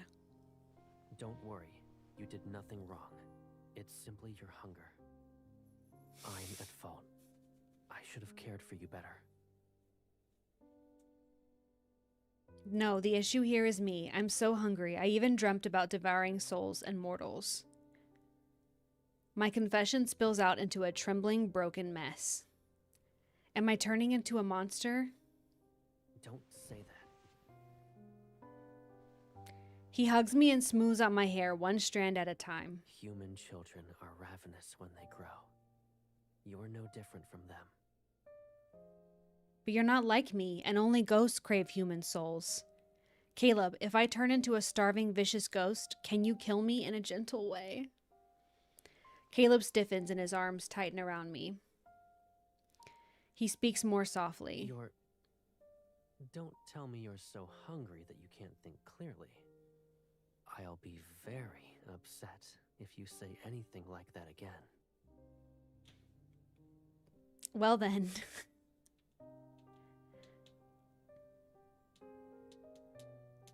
His hand glides down my back. Cool spiritual power flows into me. I'll collect more soul beads for you, but it might take some time. Stay in Nether Falls. So long as you don't use your spiritual power, you'll recover. Okay. Be a good girl and wait for me.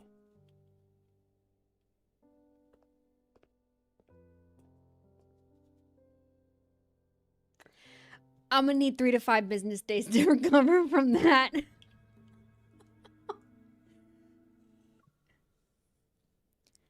a good girl and wait for me.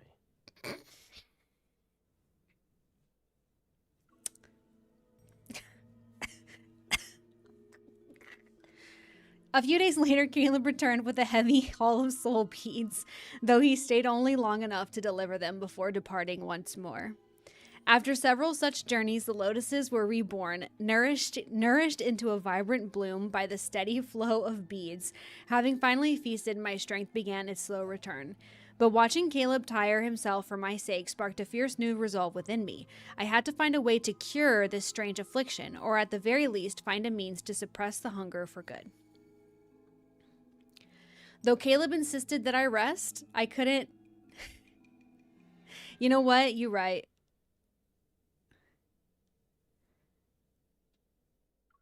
There we go. I wanted to do whatever I could to ease his burden, and so I began to frequent the banks of the River of Oblivion, assisting the Nether Wardens by ladling out Oblivion dewdrops for the departed souls and seeing them off to the reincarnation dais. Then one day, 3 souls dressed in bridal finery caught my eye. 2 months ago, Ghost appeared in a cavern near our village. It trapped us in black mist. And then it started devouring us. Didn't your village have lotuses or something to keep it at bay? I'm not sure. Our old home was destroyed by a flood, so the village chief had us move to a new location.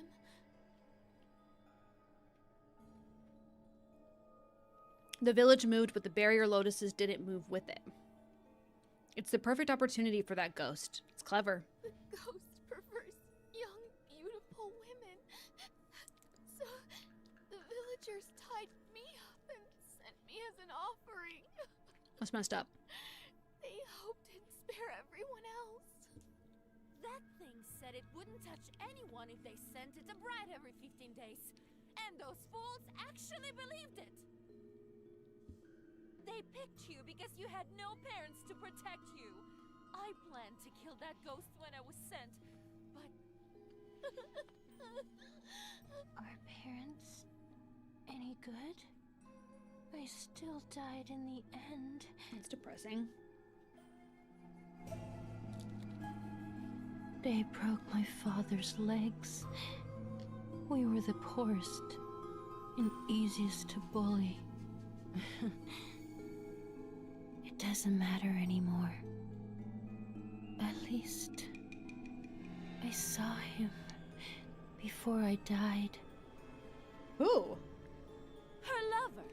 Before devouring us, the ghost took on the form of the person we loved the most. Betrothed, lovers, anyone will do. It's so we wouldn't fight back.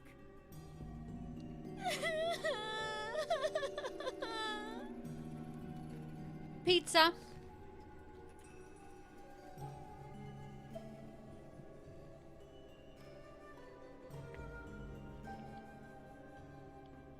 To mimic other humans, the ghost is either exceptionally strong or hiding a powerful artifact.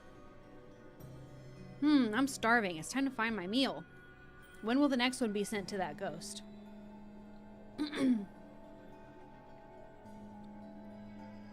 3 days from now, they'll offer another maiden.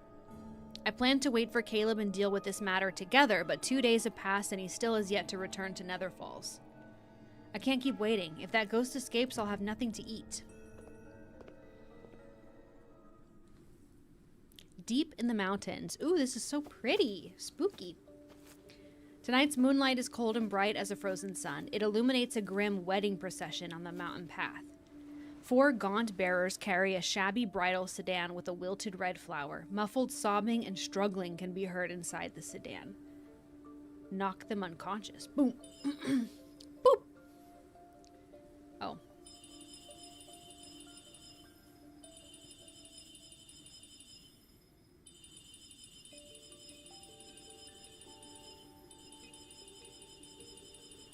Does a child crying equals lay eating pizza? I just had to hold it, not tap it over and over again. I lift the curtain. There's a bride, her hands and feet bound, desperately struggling. Shh, stop crying unless you want the ghost to appear sooner. Take off the bridal dress. I'll be the bride tonight. And don't return to that family of yours. I give her a lotus petal. Keep it. It shall guide you elsewhere, so run as far as you can. She bows to me again and again. Then she hesitates. But if I run away, what will happen to you? I'll be all right. I'm too busy figuring out how to wear this ridiculous pile of silk. I wave to signal her to leave. In this world, there isn't a ghost who's foolish enough to let their claws touch me. Period. The sedan sways along the path for another hour, then it's loaded onto a small boat which drifts into the cavern's depths. Everything is plunged into darkness. The energy belonging to a ghost coils like a sleeping beast, stirring silently in the shadows. Wrapped in suffocating layers of silk, the ceaseless jolting starts to annoy me.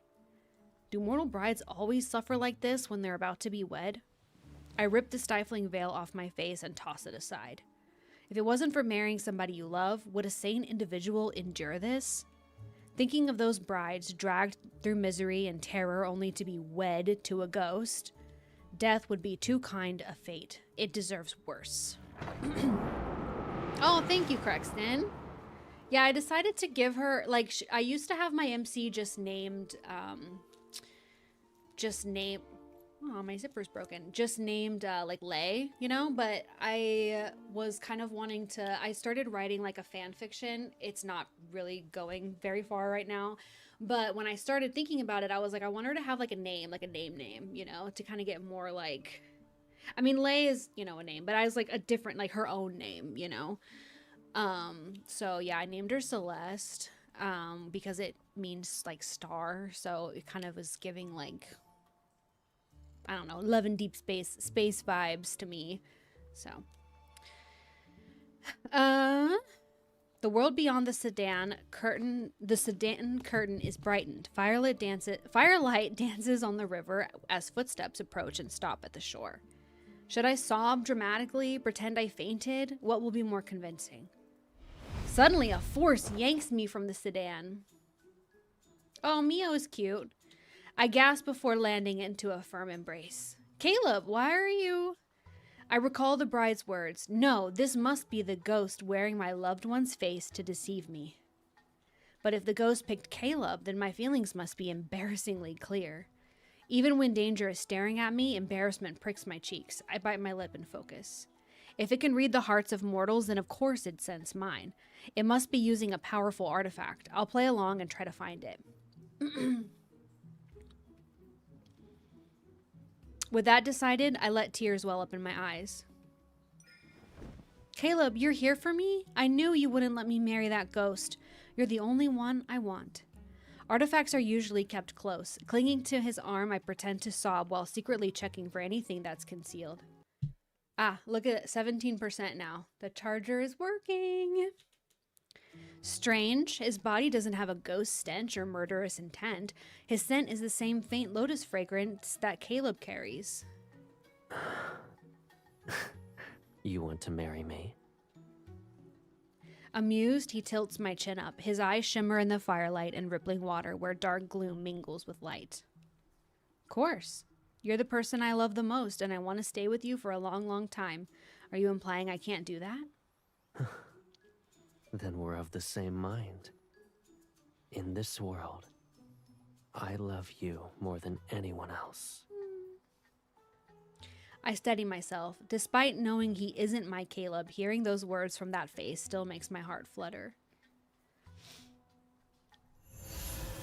Caleb moves his hand. Lanterns flare to life across the cavern to reveal a sea of red spider lilies. Flowers, moon, heaven and earth as our witnesses.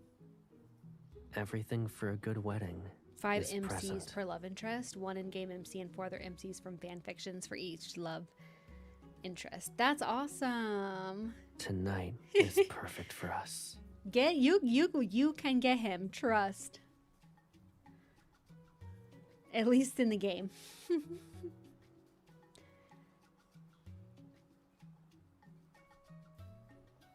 Oh, I love him. Hold on to me tightly. I'll treat it as your promise to stay by my side for a lifetime. Oh. Without drawing attention, I drop a lotus seed from my sleeve while nodding and walking with him. The cavern has been formed naturally, yet it's breathtaking. The walls are reminiscent of cliffs, and stone arches curve overhead like frozen bridges. Patches of green light shimmer across the rocks. They're akin to stars scattered along the walls. Caleb seems to believe I'm a love-struck bride who adores him, and he's been surprisingly gentle.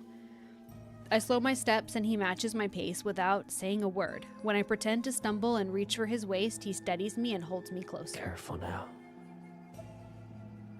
I believe my foot landed on something. It's merely a rock. I nod, but out of the corner of my eye, I see him turn the crushed bone beneath my foot into a cluster of spider lilies. The entire area must be part of his illusion. Ooh.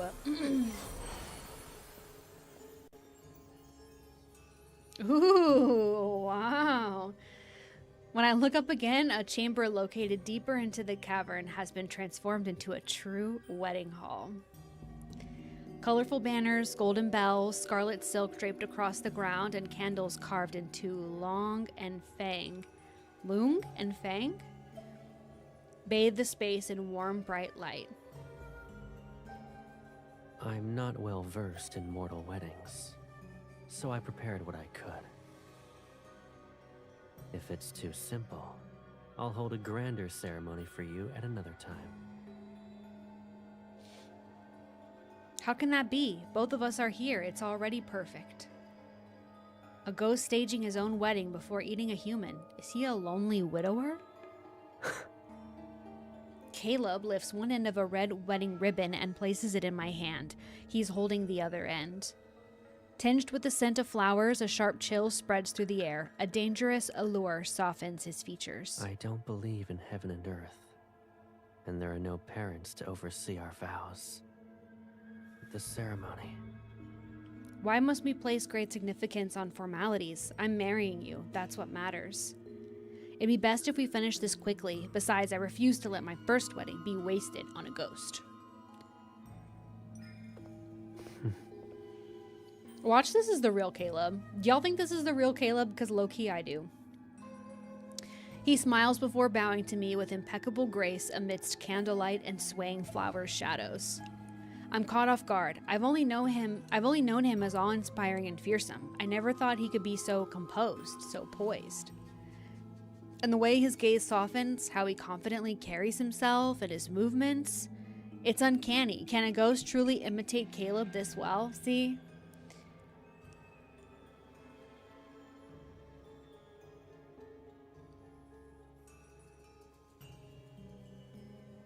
Oh, he's so pretty. Noticing my momentary daze, he steps closer, takes my hand, and lifts it to his lips for a gentle kiss. Starting from this moment, that's Caleb. We belong to each other. Forever. This isn't good. I might actually believe everything he's doing is real if I keep looking at his face. I try to come up with a distraction. Shouldn't we drink the nuptial wine? That. We can enjoy it after. After what? Following tradition, it must be brewed in the year of your birth. Ghost lib. It shall age until the wedding night. Tonight was rather hasty. I don't want to give you anything that's less than flawless. I'm suspicious. He says he's not knowledgeable in mortal customs, yet he carefully thought about this whole wedding thing. I lean in with feigned affection as I quietly use my spiritual power to probe with him. I didn't find any artifacts. Is he simply a strong ghost? That means his soul bead is delicious! This is better. Once he lowers his guard and attacks, I'll finish him in one strike. All of a sudden, he pushes me onto the bed. I'm stunned for a moment. What is he doing? Why are you trying to hide? His breath grazes my ear and the tip of his nose brushes against my neck. We've forgone the vows and wine. But our wedding night shouldn't be done in a hurry. Boop. Exclamation point. That's me right now. Like, he wants to eat me and take advantage of the situation. What remains of my patience dissipates and my spiritual power flares in my hand. Unfazed, Caleb crushes the spiritual power as if he broke a twig. He lowers his head. Alarmed, I try to summon a weapon, but I soon realize my power is being suppressed. My limbs become weak. Rushing only results in you being unable to enjoy yourself. The night is long, and we have plenty of time. We can learn everything slowly. Sir? Sir? He figured out that I'm not the bride the villagers sacrificed. Stop pretending. You're only doing this so you can eat me, yes? I struggle quietly against my restraints, but I maintained a cold smile. Surrender yourself to me. I might keep a wisp of your soul, but if you attack me, I'll ensure you never reincarnate. Oh my. Oh my, indeed. Is that so? Go on then. Or are you waiting for the barrier to form so it can swallow this entire cavern? Yeah, hi Koya. Welcome to Twitch. Yes, I'm streaming on Twitch again, my friend. Yes. He holds up a lotus seed, the one I dropped earlier, and crushes it between his fingers. What will you do next?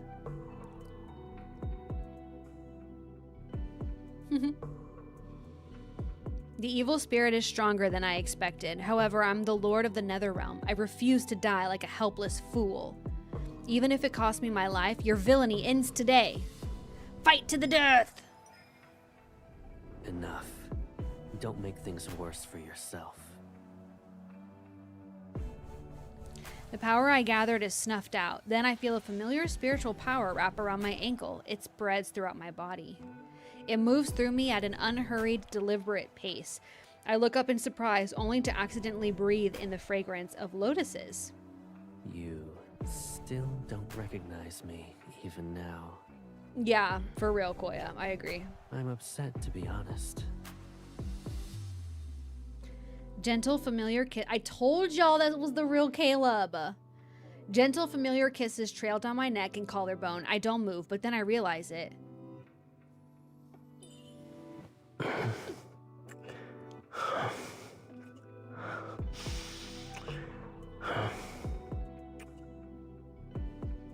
Our lips touch and I taste a familiar warmth. Caleb was the one marrying me this whole time.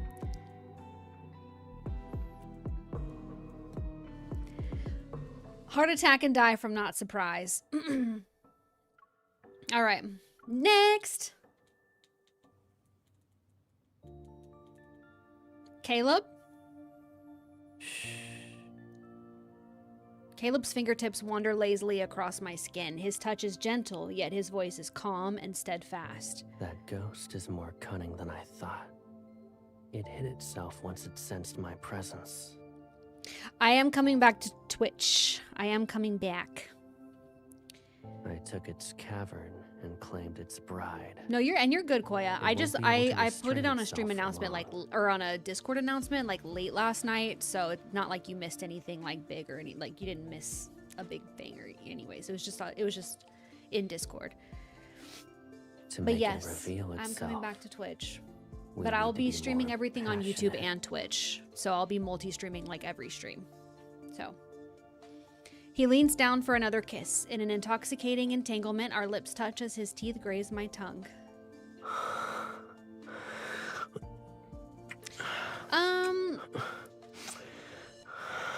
It's very distracting to talk over all these kissing sounds. Hold on.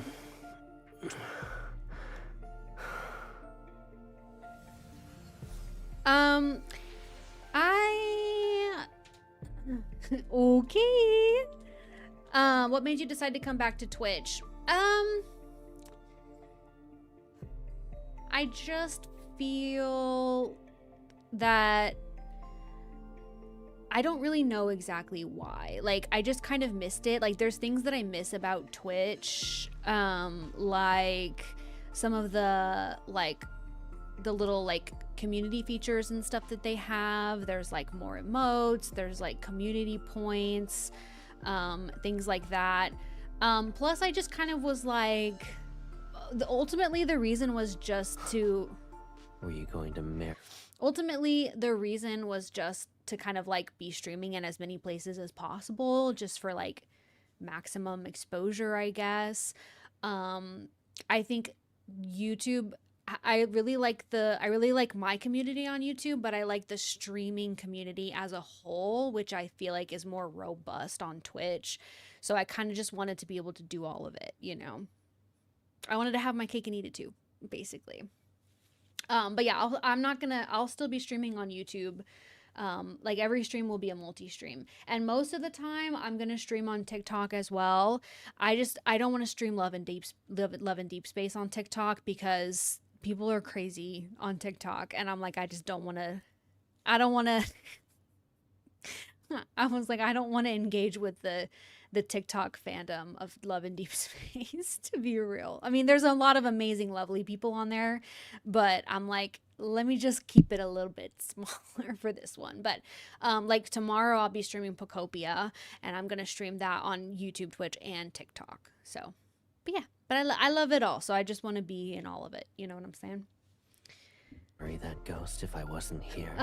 But I have Tell like me. multi-stream, and I have like a new multi-stream like plugin basically for OBS, so I can like see both chats like kind of rolled into one. And right now my chat on screen is only my Twitch chat, but I haven't had time to set it up yet, but I just downloaded a chat overlay that does both. So hopefully next time I stream, like tomorrow, hopefully I'll have a different chat, and that chat will be like a multi-stream chat, so I'll be able to have everybody on there.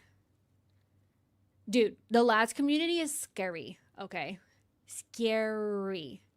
They scare me.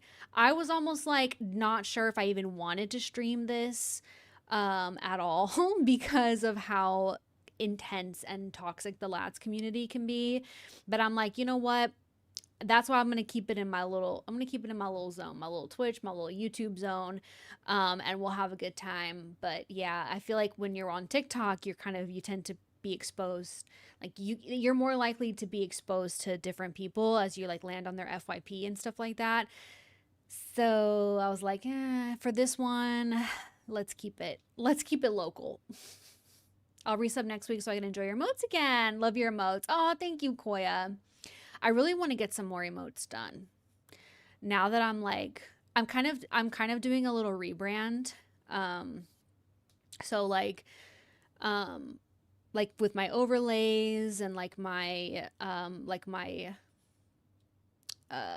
my art, I guess. Like I want to get some new panels soon. I kind of had more of a brown and green aesthetic before, but I've kind of moved into more of like a pink and green aesthetic, like with my new OC and like her pink dress and all that stuff.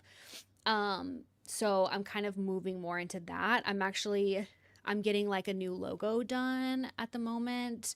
And then after that, I'll probably start trying to get some new panels and new emotes and stuff like that. But yeah, Lads is scary. It takes some courage.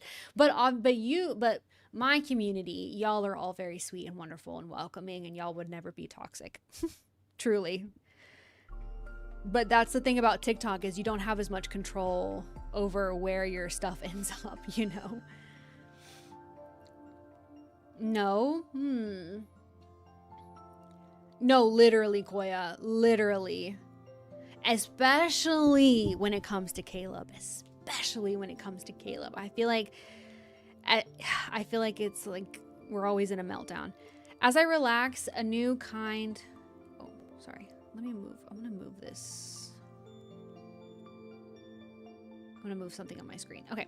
As I relax, a new kind of dizzy warmth takes over. I cling to his shoulders with the insistence of a vine winding around a sturdy tree. Scarlet curtains billow as we rise and fall. I love the euphemisms. The way that they describe these characters having sex is like so funny to me. Because it's like, you know that's what's happening, but they're not outright saying it. But they're like, I cling to his shoulders with the insistence of a vine winding around a sturdy tree. We rise and fall. Like, come on now. Come on now. I'm not sweet, I am chaotic. True, but also not toxic. But I think you're sweet. Scarlet curtains billow, the scattered lights on the stone walls shine until my vision becomes hazy.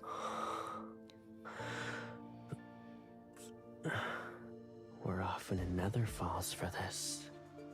But doing it in a different place can be surprisingly enjoyable.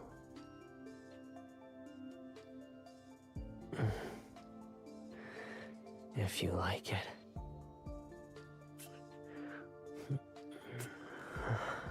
We'll find another beautiful area once we return. These two are freaks. They're doing it all over the place. The world around me melts into shades of flushed crimson. At times it feels like sinking into soft clouds, at others like drifting through a gentle stream. With an equal hunger to match his, I kiss him and trace every part of his body, the bright and the gloomy. That's fair, Crookston. If you're self-aware about it, then that's already leagues ahead of most people.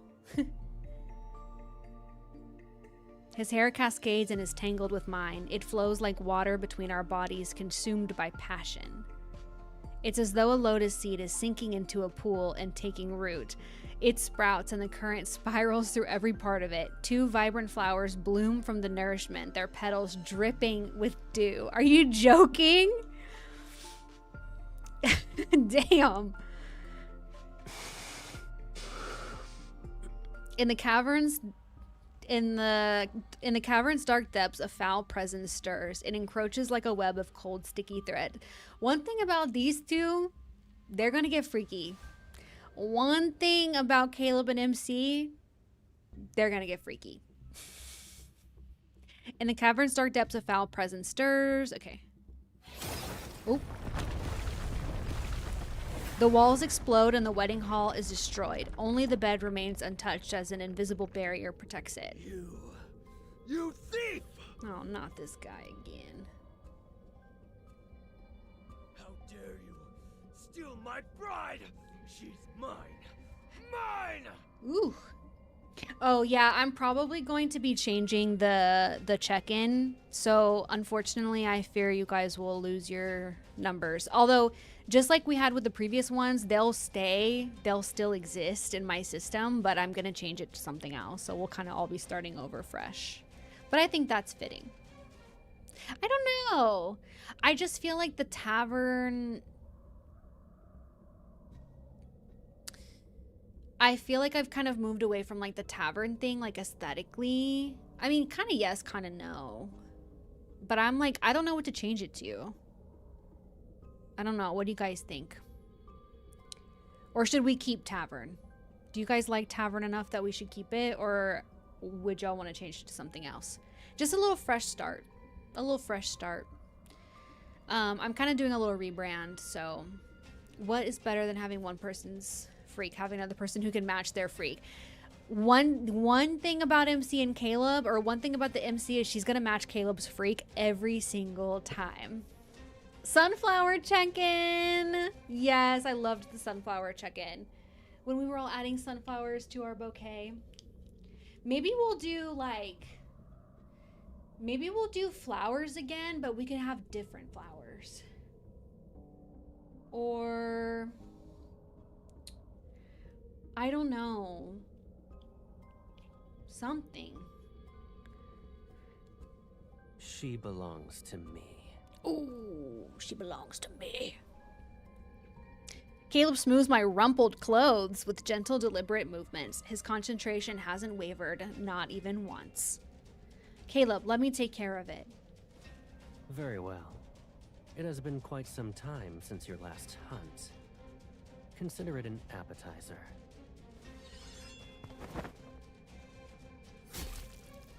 I don't know. I do still like the tavern, though. I do still like the tavern.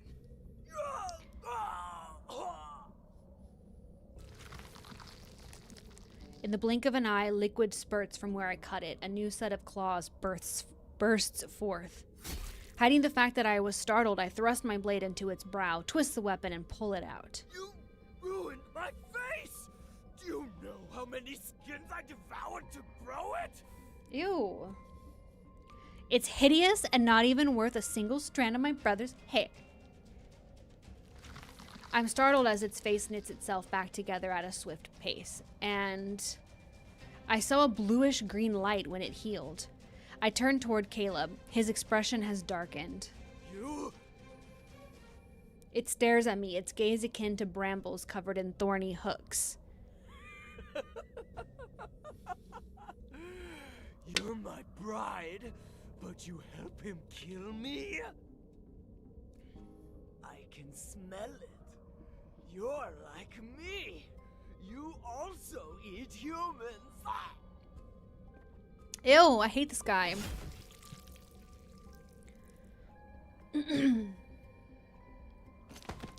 A cold gleam silences it. Half of its jaw and skull tumble across the ground. You're rather desperate to die. You're... Fate delivered you to me! It laughs hysterically and grows a new head.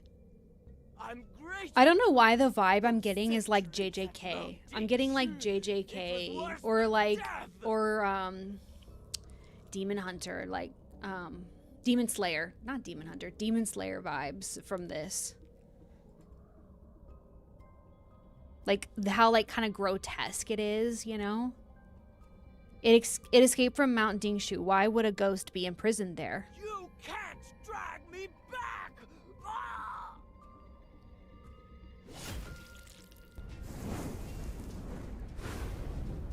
Cold howling winds envelop the cavern in an illusory purgatory. With each step Caleb takes, ghostly flames surge to life. Only nonsense can leave your mouth. Ooh. Silencing you is the... Since only nonsense can leave your mouth, silencing you is the best choice. It's regenerating again. What do we do? Will ensure it can never heal. He swings his blade, blurring into a dark streak that tears through the ghost. A downward cleave ignited with vivid azure and violet splits it. Within the sea of blue fire, not even ash remains. Only a single soul bead clatters to the ground. The spider lilies around us wilt to reveal the truth. Dried pools of blood and scattered bones gleam under the shifting light. Caleb. Questions gather in my mind. Why did that creature imply I was also a ghost? What happened at Mount Dingshu? But the murderous aura curling around Caleb and the ghost lingering wails prevent the words from leaving my throat. The remains of previous brides were abandoned here. They should have a proper funeral. Caleb doesn't make any remarks about how I changed the conversation. Instead, he strokes my head. All right.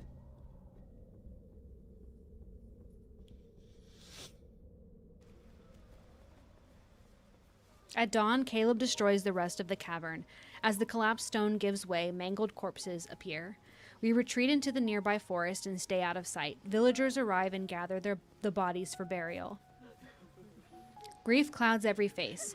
Curses directed at the ghost permeate. Okay, but y'all are the ones who sent these girls to die by the ghost, so I don't even want to hear it from them. You also eat humans. Ghosts always have awful words before they die. I shouldn't take it to heart. Yet, old doubts rise again. Who or what am I? Are you still thinking about how it said you're some kind of monster? No. The lie is too clumsy to fool him. Caleb only lets out a quiet chuckle. What scares you the most? Being separated from you. In that case, is there a reason to worry about who you are? Even if you're a little monster, I'd still take care of you. Aww. It'll be exactly like what I'm doing now. I'll find soul beads and dress you up in clothes and accessories that suit you. I'll bring you anything you like. So long as I'm here, there's no reason for you to be afraid. Of course. Some of my doubts loosen their grip on my heart. Then another thought appears. The ghost mentioned Mount Dingshu and said it escaped from there. Did something happen there? It stabilizes yin and yang. Why would a ghost be there in the first place? Mount Dingshu has held heaven and earth for centuries. Too much time has passed, and calamities continue to appear. The array carved into its foundation was bound to falter. As for that ghost, I suppose it slipped past the weakened array and found itself trapped. But its words, it seemed to imply that Caleb was the reason why I couldn't leave Mount Dingshu. No, I can't let my faith in Caleb waver. A ghost's word shouldn't plant seeds of doubt. If Mount Dingshu truly is unstable, doesn't that mean it's dangerous? Shouldn't we fix the array? Arrays from ancient times aren't that fragile. They're not going to fall apart even if they remain untouched for centuries. But, given our current situation, he's hiding it something. Technically is an issue. He looks into the distance. The villagers have left the cavern and set the corpses on the ground. I'm heading back to those interconnected caves. Assuming the ghost didn't lie, his escape wasn't by chance. Something else must be present. Oof. And I might find more remains that belong to its prey. What was that? Soon after Caleb leaves, a gust sweeps through the area. Dirt rises and the scent of incense disperses with spirit's grip. The ghost has returned. The humans run away and abandon several caskets. I pluck a few leaves and turn them into thin sheets to cover the bride's remains. Then a glimmer of light blue flits across my vision.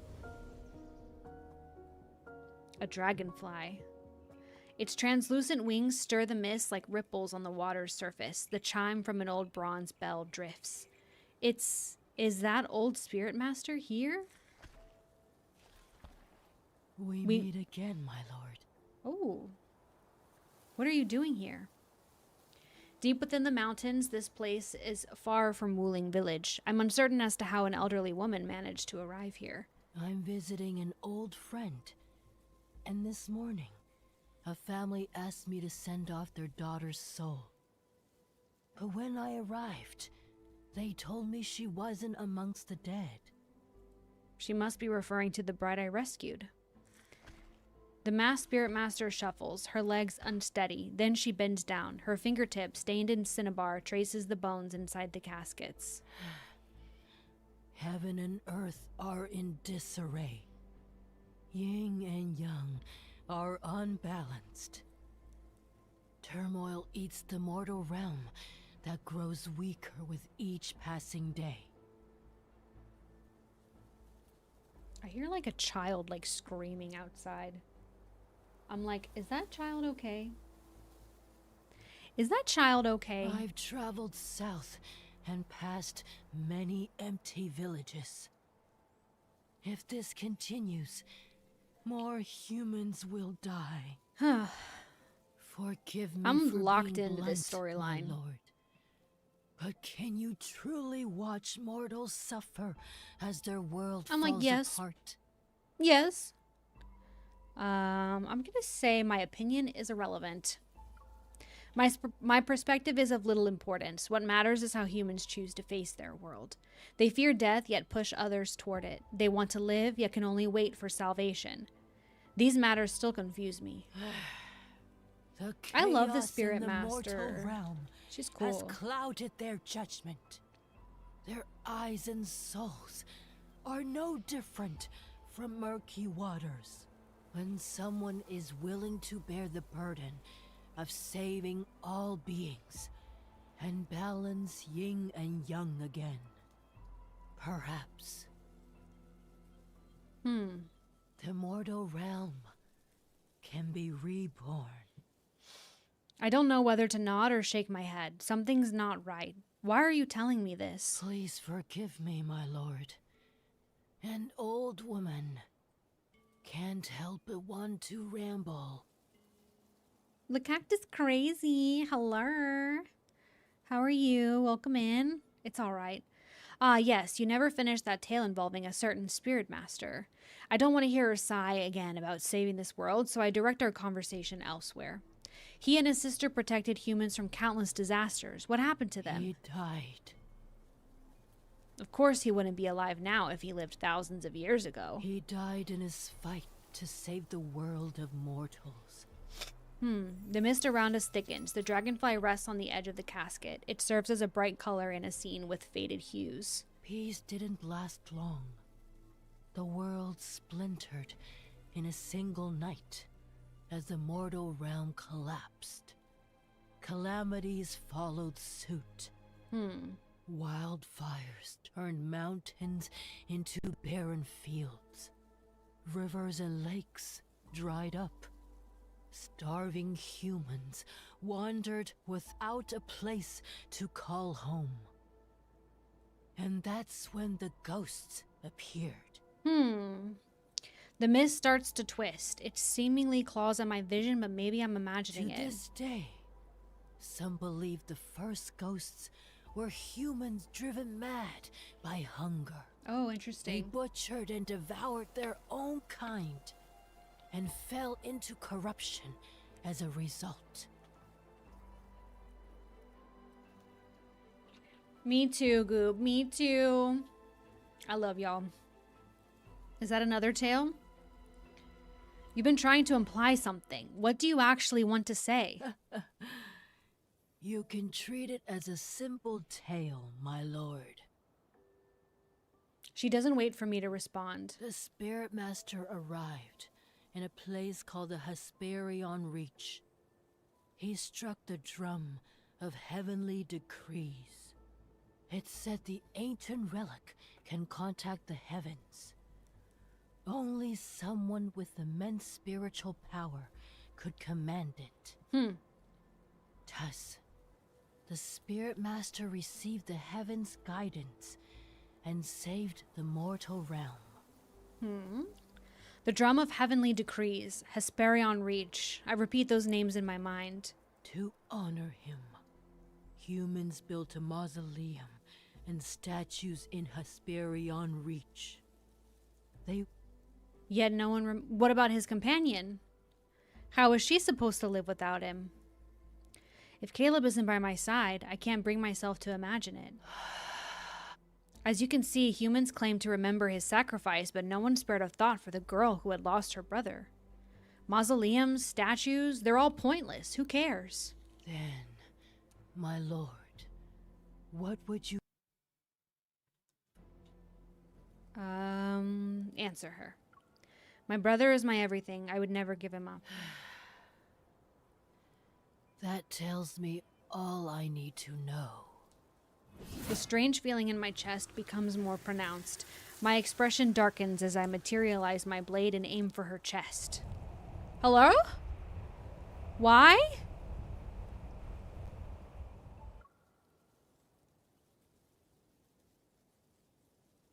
For what reason? I'm like, did I miss something?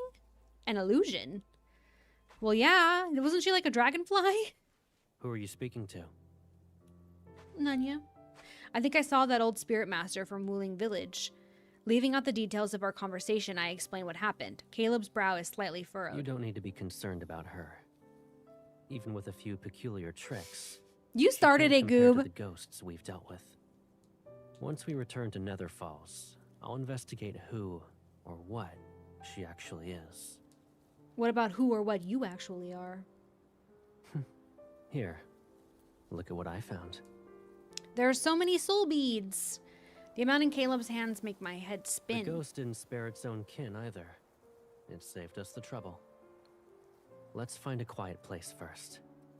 We'll purify these and the one it left so you can have a proper meal. Let's go. Woo! All right. 4 out of 9, you guys.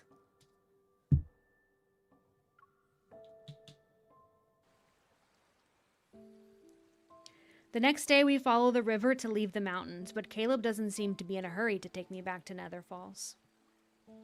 Where are we going? Is there a place you'd like to see? I think I've always followed Caleb. Being with him is enough to make me happy. However, if I must name a location, it's strange how the tale that old spirit master told me comes to mind. Caleb, have you heard of the Hesperion Reach? Why are you suddenly interested in it? And why are you suddenly concerned about why I'm interested in it? That old spirit master mentioned it. I'm not sure why it sounds familiar. I feel as though I've heard it before. Fireflies drift along the riverbank. Caleb gathers a few, shapes them into a small glowing lantern and places it in my hands. The Hesperion Reach is the source of the River of Oblivion, which runs through Nether Falls. It's to the far west, and it's the place where the sun sets. Similar to Mount Dingshu, yin and yang converge there. But now, it's a ghost town. Literally? What do you mean? Only ghosts live there. He's like, no, literally a ghost town. My eyes widen and he taps my head. They're ancient, so they lack soul beads. You can't eat them. It's also why they're unable to leave.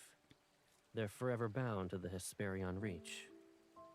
I nod, then my retort escapes as a mutter. I wasn't gonna eat them. I pause and weigh my words. I want to see the Hesperion Reach. There must be a reason why that spirit master told me that story. What she wants to reveal, it involves the Hesperion Reach. If you wish to visit it, then that's our destination. I plan to go there in any case. But you must promise me. Once we arrive, don't be upset.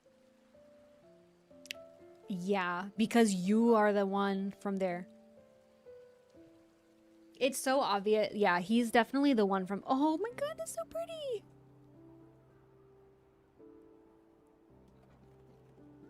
He's the one from the story, obviously. This is the Hesperion Reach, a ghost town? Unable to believe my eyes, I look around. The Hesperion Reach was described as a city filled with spirits, yet it's more beautiful than most human villages. I can almost believe the sunlight here is warm. Ghosts stroll under the sun as they move between homes and shops. There aren't many of them, yet I can sense an uncanny liveliness. Oh, I love that. That sounds so beautiful. What a handsome spirit. Where did it come from? I hope you don't mean my Caleb. I'm going to see where he settles down. I'll ask him to share a drink with me tonight, and... At your age? Do you think you still have a chance? Oh, please. You are at least 8 centuries older than I am. No wonder he told me not to get angry. I grit my teeth, wishing I could wrap Caleb in a blanket to hide him. The Hesperion Reach ghosts look stranger than the ones outside, and Caleb, who's walking amongst them, stands out like a shining beacon. They don't dare to move closer because of Caleb's presence, but their hungry gazes keep circling him. Fiery little thing, aren't you? With that scrawny body, you crack someone's teeth. Who'd even want to? The ghost tongue is sliced into pieces. It falls onto the ground and writhes. Since you can't use your tongue well, my little sister ought to enjoy some snacks. Wow. I don't need them. Tongues can only ceaselessly flap are disgusting. You two! How dare you hurt the Hesperion Reach's most beautiful spirit! Everyone, grab something and... Ah! The skull's shape is adequate. Unfortunately, it's not good enough to be a wine vessel. Oh my god, he's crazy. He tosses the wine vessel aside and crushes it with his foot. Oh my Who's gosh. next? Try to approach as a group. It'll save us time. I love him so much. That's actually crazy. Oh.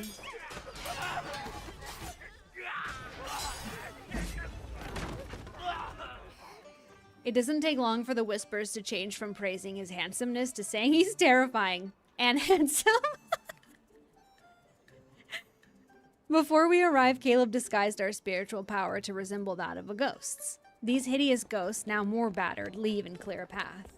It's almost like they're imitating how humans live. They've been isolated for so long that they started exhibiting behaviors from ancient times. They're attempting to return the Hesperion Reach to its former glory. And since they can't leave to hunt humans, they live off the beasts that wander in. As a result, the air here isn't as foul or corrupted as other locations in the mortal realm. That explains why they're not as hideous as the ghosts I've seen prior. Their faces have a simplistic charm. I wonder if the era they're mimicking is the same one from that old Spirit Master's story. I look at Caleb. Under the gentle sunlight, his sharp gaze has slightly softened. Caleb, you're here for a reason. Is it related to Mount Dingshu? I can't hide anything from you. I left something here a long time ago. What is it? I'll help you find it. It's not urgent. I wouldn't say it's important, but it'll let Mount Dingshu's array last longer.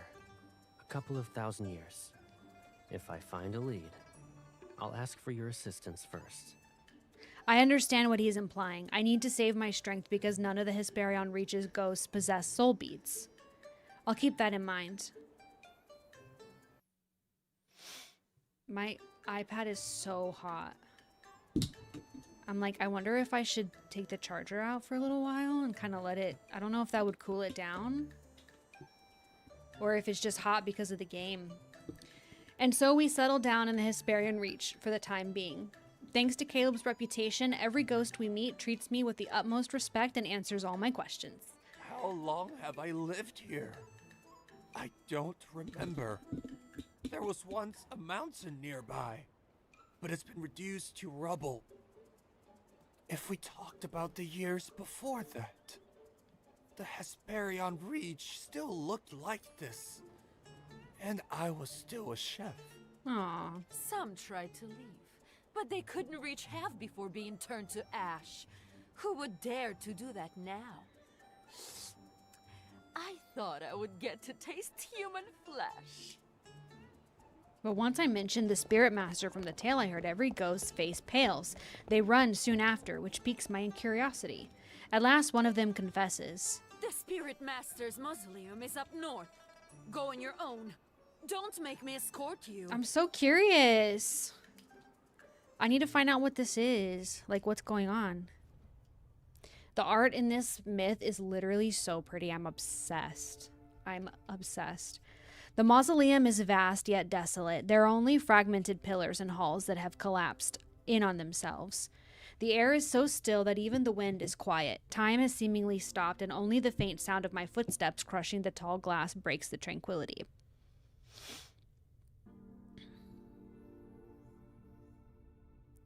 I feel as though I've seen them before. I lift a hand without thinking, tracing the outline of the ruined palace as if I might piece together what it once looked like. A light blue dragonfly lands on my finger. Oh, she's back. Is the same one from before? It flits forward and hovers midair as if waiting for me to follow. This spirit master really wants to tell us something. It lands on a tall broken stone statue. To honor him, humans built a mausoleum and statues in Hesperion Reach. They worshipped and prayed to him every day and every night. Yes, I remember. I look toward the sunlight, but half of the statue's face has been destroyed. Time has worn away the other half to the point where it's almost unrecognizable. Emotions stir in my heart. They're strange and muddled. It's as if the ancient silence around me is swallowing them. My gaze drifts to its hand where a stone ring rests on one of its fingers. It resembles half of a blooming lotus. Yeah. A thin thread of light slips out from the lotus. It wraps itself around my finger and solidifies into the ring's other half. Ooh.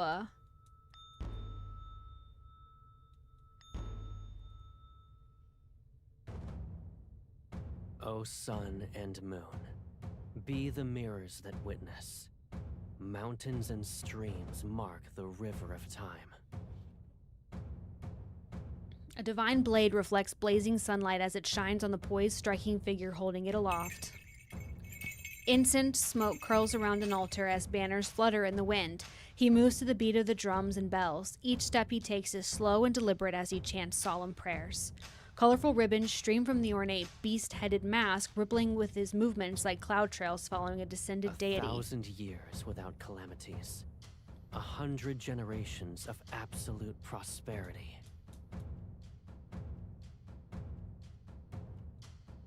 Humans gather below the platform and bow to express devotion. Their reverent gazes rise toward the heavens and the figure who shines like the sun.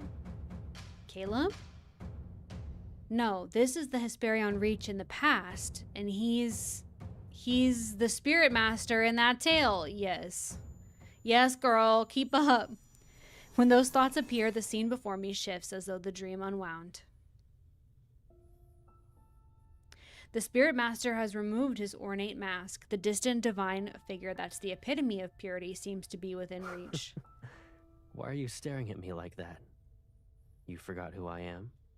Not the outfit from that one banner. But it's too heavy for you. You'd only be capable of wearing it for a second. Under his knife, the beast bone becomes a refined piece. I caught another beast and brought back its skull. It's the same as the one used to make my mask. I figured I could make an accessory. My weekend's going good, Goob. It's going well. I'm gonna type because I don't know if you're still muted. Okay. Come closer. Do you like it? Why does he sound familiar? Girl! I try to walk toward him, but it's as if heavy weights are shackled to my feet. My consciousness grows heavy with every step. Once it's finished, I'll tie colorful ribbons onto it. You'll look beautiful when dancing. Why are you... A pair of arms catches me, and the subtle, intoxicating fragrance of lotuses drifts closer.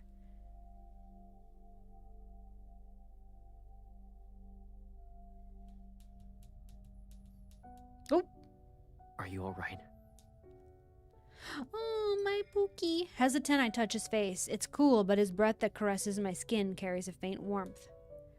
I wasn't dreaming? What happened? That statue. I stop myself. The lotus ring isn't on my finger, and the destroyed statue is the same as before, silent and unmoved. Maybe it was a dream, and yet it was so lifelike and vivid that my heart raced. What matters is that you're alright. Many humans died here a long time ago. Years have come and gone, yet their souls still linger. Although they can't touch us, losing ourselves in their memories will be troublesome. If you ever find yourself wandering by yourself, don't visit this mausoleum. Okay. So did you come to find whatever you lost here? Correct. But it seems I've only been met with misfortune. Why would it be in the Spirit Master's mausoleum, though? You and that Spirit Master... I heard this is the resting place of a Spirit Master who lived in ancient times. Do you share any past ties with him? Caleb doesn't immediately react to my question. It's as if he expected this. In the mortal realm, The more precious something is, the more likely it's buried with the person they deemed the most important. In an area as desolate as the Hesperion Reach, this mausoleum is the only place that might still hide anything of value. You're correct. It's possible I only saw a lingering fragment of that spirit master's soul. His yearning for his sister refuses to fade. I wrap my arms around Caleb. Why are you being affectionate all of a sudden? I'm glad we won't be separated. We'll be together forever. He pulls me closer and the lotus-shaped accessory on his ear caresses my cheek. Resting against his chest, I don't notice how his gaze lands on the statue, and therefore I also overlook the faint carvings around the statue's waist where the exact same lotus-shaped accessories are. Yup. Wow. Okay. We have 4 more left. I think I'm going to take a quick break. It's like getting really hot in this room, so I'm going to go get my fan. I'm going to get another drink.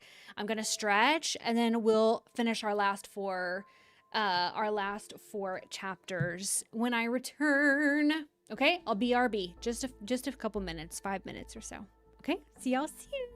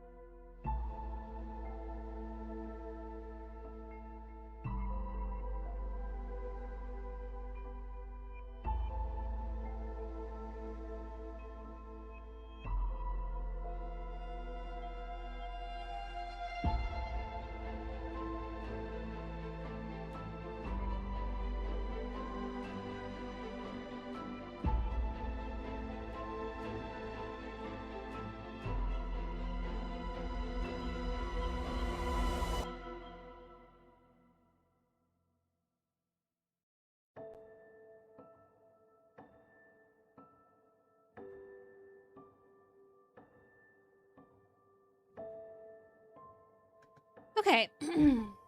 I'm back. Let's keep going.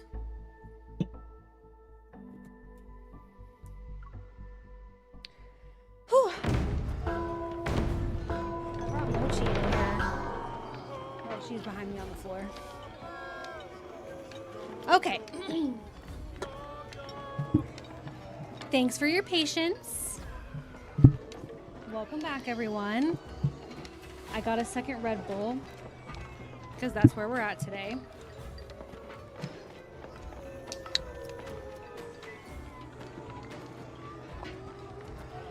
Okay. Hundreds of lanterns come to life in every street and alley. As the last sliver of sunlight fades, all of Hesperian Reach's ghosts appear outside. They stomp and flail to the racket of drums and pipes. Singing, or rather howling, they merge to create a long parade. What exactly are they doing? It's a festival. You can call it a divine ritual. What? Perched on the rooftop, I watched the chaotic spectacle, confused yet entertained. Every ghost is earnest about this. Their faces are painted in garish, terrifying colors, and they wear clothes that barely fit.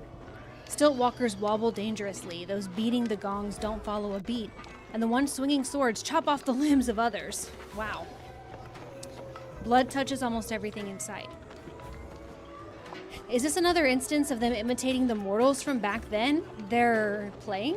Yes, but they do have wishes. With one arm around my waist, Caleb reclines and lifts a wine vessel. A jar floats over to him and fills it to the brim. For the past few days, he hasn't found the item he lost. Yet he somehow obtained a jar with excellent wine. Listen closely to their screams. I strain to make out the words. Humans! Humans!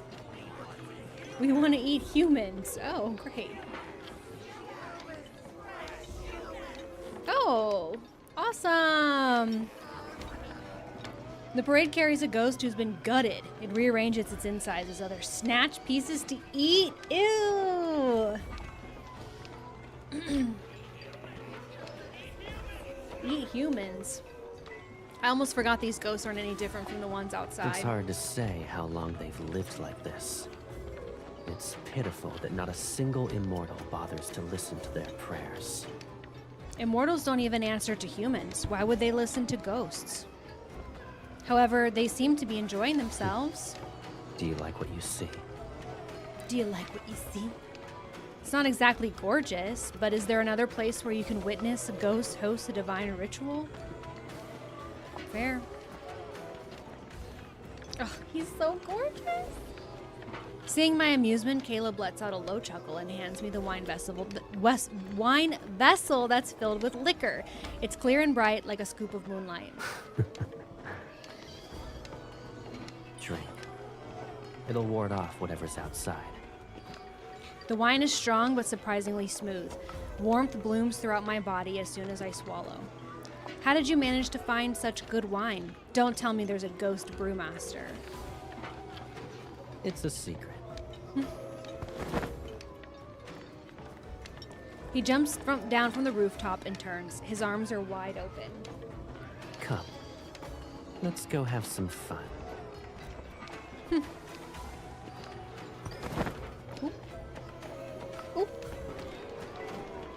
Beyond the parade, a night market has appeared. Ghost chefs swing 3 cleavers at once as they chop with ferocious enthusiasm.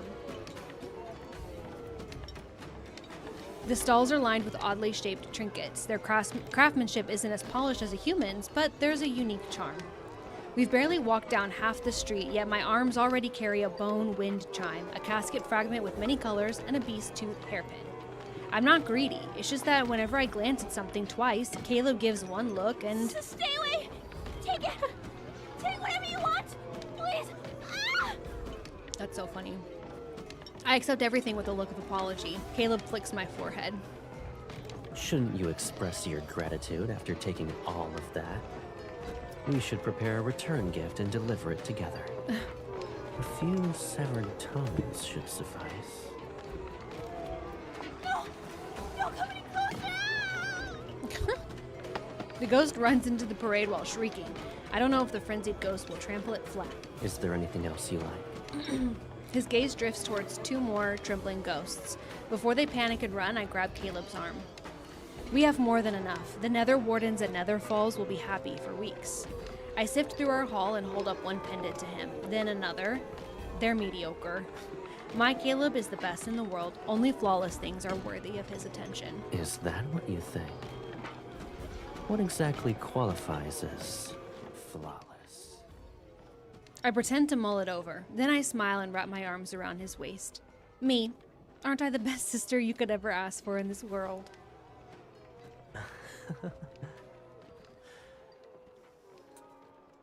In this world, you're the best. And you taste incredible.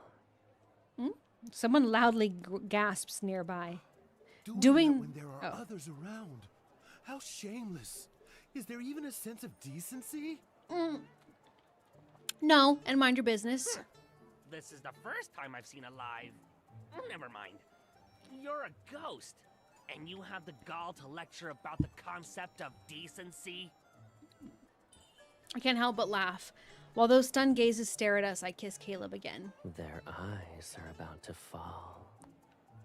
I can pluck them and find colorful strings to make a charm for you. The drums resound in the distance and the parade becomes more frenzied. I turn and my eyes widen. A towering platform sits at the far end of the street.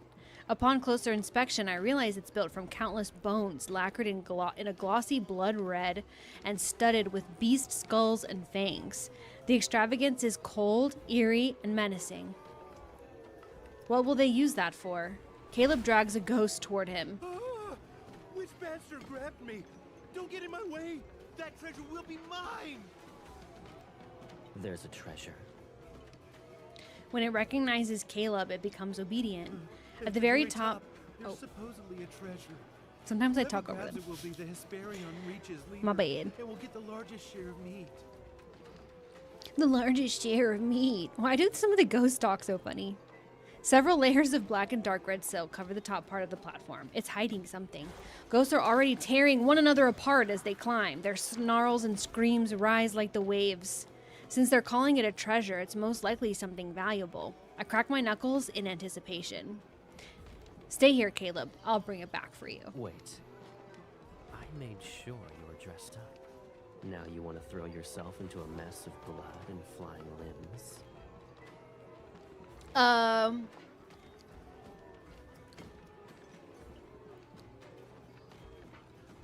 bring it to you. But I want to give it to you as a present. It's pointless if you do that. You're not wrong. Then he picks me up with one arm. I'll bring you to the top, and you can grab it. Then you'll give it to me as a gift. We can do that? He smiles and jumps. We surge as blood droplets scatter behind us. Within seconds, the brawling ghosts are toppled. Confused and surprised, they stare at us.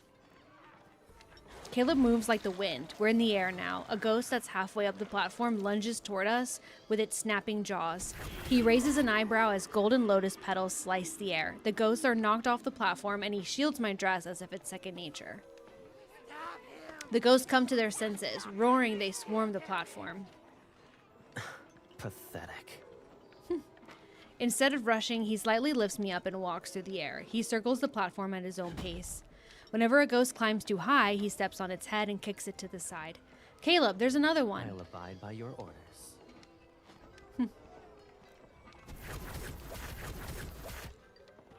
The ground is quickly covered with groaning ghosts. Pleased, I clap for Caleb. There's a soft clink as he lands at the top and brushes the layers of silk to the side. Nothing makes a sound and every gaze is directed at us. The last layer of red silk is removed. A mask made from beast bones rests at the center of the platform. It's old. The imposing horns have been reduced to broken stubs and there are cracks in the skull. Its bright lacquer has faded to a dull gray and tarnished bronze rings hang from thin strips of silk. For some reason, the mask is familiar. I'm reminded of Caleb. Without thinking, I pick it up. The mask is heavy. My fingers ache. Put it on. Caleb stays silent as I put the mask on him. It fits perfectly, as if it belongs there. I'm busy trying to convince my brothers they would like Oxenfree. Everybody would like Oxenfree. Everybody needs to play Oxenfree. That game is so good. And Oxenfree 2 is really good too. Memories surface only to slip away. It's like trying to hold on to water in a river. It doesn't matter how tightly I grasp it. Caleb removes the mask. If it won't come back to you, don't force it. When the past is too distant, it's not worth grieving over. You and I. We're two flowers from the same stem. Life and death will never separate us. That's what you shouldn't forget. Everything else. He gently closes my eyes. Just let it go. Aww.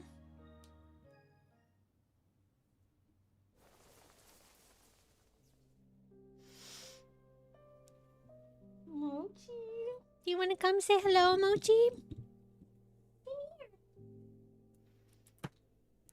Come here. Come say hello. Come here, girl. Come say hello. Come say hello. Oh, did you say something? What did you want to say? She doesn't really like to be held. Don't be grumpy. Don't be grumpy. That's my sweet Mochi girl. Oh, so pretty. She's like, let go. Okay, you can go. Wait, stay right here. Come right here. Yes.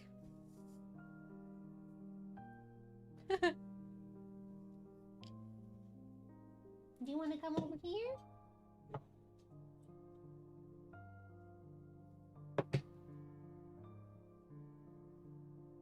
She's like, she has a little, like a little cat bed thing that I keep next to me, and she lays this right here. Look, it's like a cat scratcher with a little bed on it. Down here, she sleeps right there. Maybe if I bring it closer, it should be more visible. Come on, come on. Oh, she jumped down. I know. I'm like, let me cuddle you. She doesn't like it though. She's a good girl. Are you a sweet kitty? Come on up. Mochi. When did I return to Nether Falls? I touch my head as I sit up. I don't remember when I fell asleep or how I traveled from the Hesperion Reach to Nether Falls. I remembered something, but the more I try to reach for it, the emptier my mind feels. You're awake? Yes. The bed dips beside me as he sits. His hand touches my temple that's still damp with sweat. Were you that tired for the past few days? You slept for more than 20 hours. I did everything I could to wake you up. I wish I could sleep for 20 hours. I slept for that long? Everything feels so foggy. I only vaguely recall staying in the Hesperion Reach with Caleb for a few days. But I can't remember anything before I fell asleep. Caleb, how did we return? You forgot. The Hesperion Reach is the source of the River of Oblivion. We followed it downstream. There's Mochi. You sweet. You even brought all these baubles with you. You wanted to give them to the Nether Wardens. You said you wanted to find an item in the Hesperion Reach. Did you find it? I struggled to remember until I finally grasped a faint thread from a single memory. I found it, yes. He gives a small smile and lowers his gaze. It wasn't important. Don't worry about it. Have you ever heard of communication? Openness, honesty with the people you love? My goodness. You're still going to daydream? Just tell me the truth. Your thoughts? I try to remember what happened before I slept, but to no avail. Only a dull ache settles. My body is seemingly trapped in fog. I feel light, adrift, sluggish. I close my eyes. All right. You've slept long enough. He picks me up and carries me toward the doorway. You won't be sleeping the next time you close your eyes. It'll be because you fainted from hunger.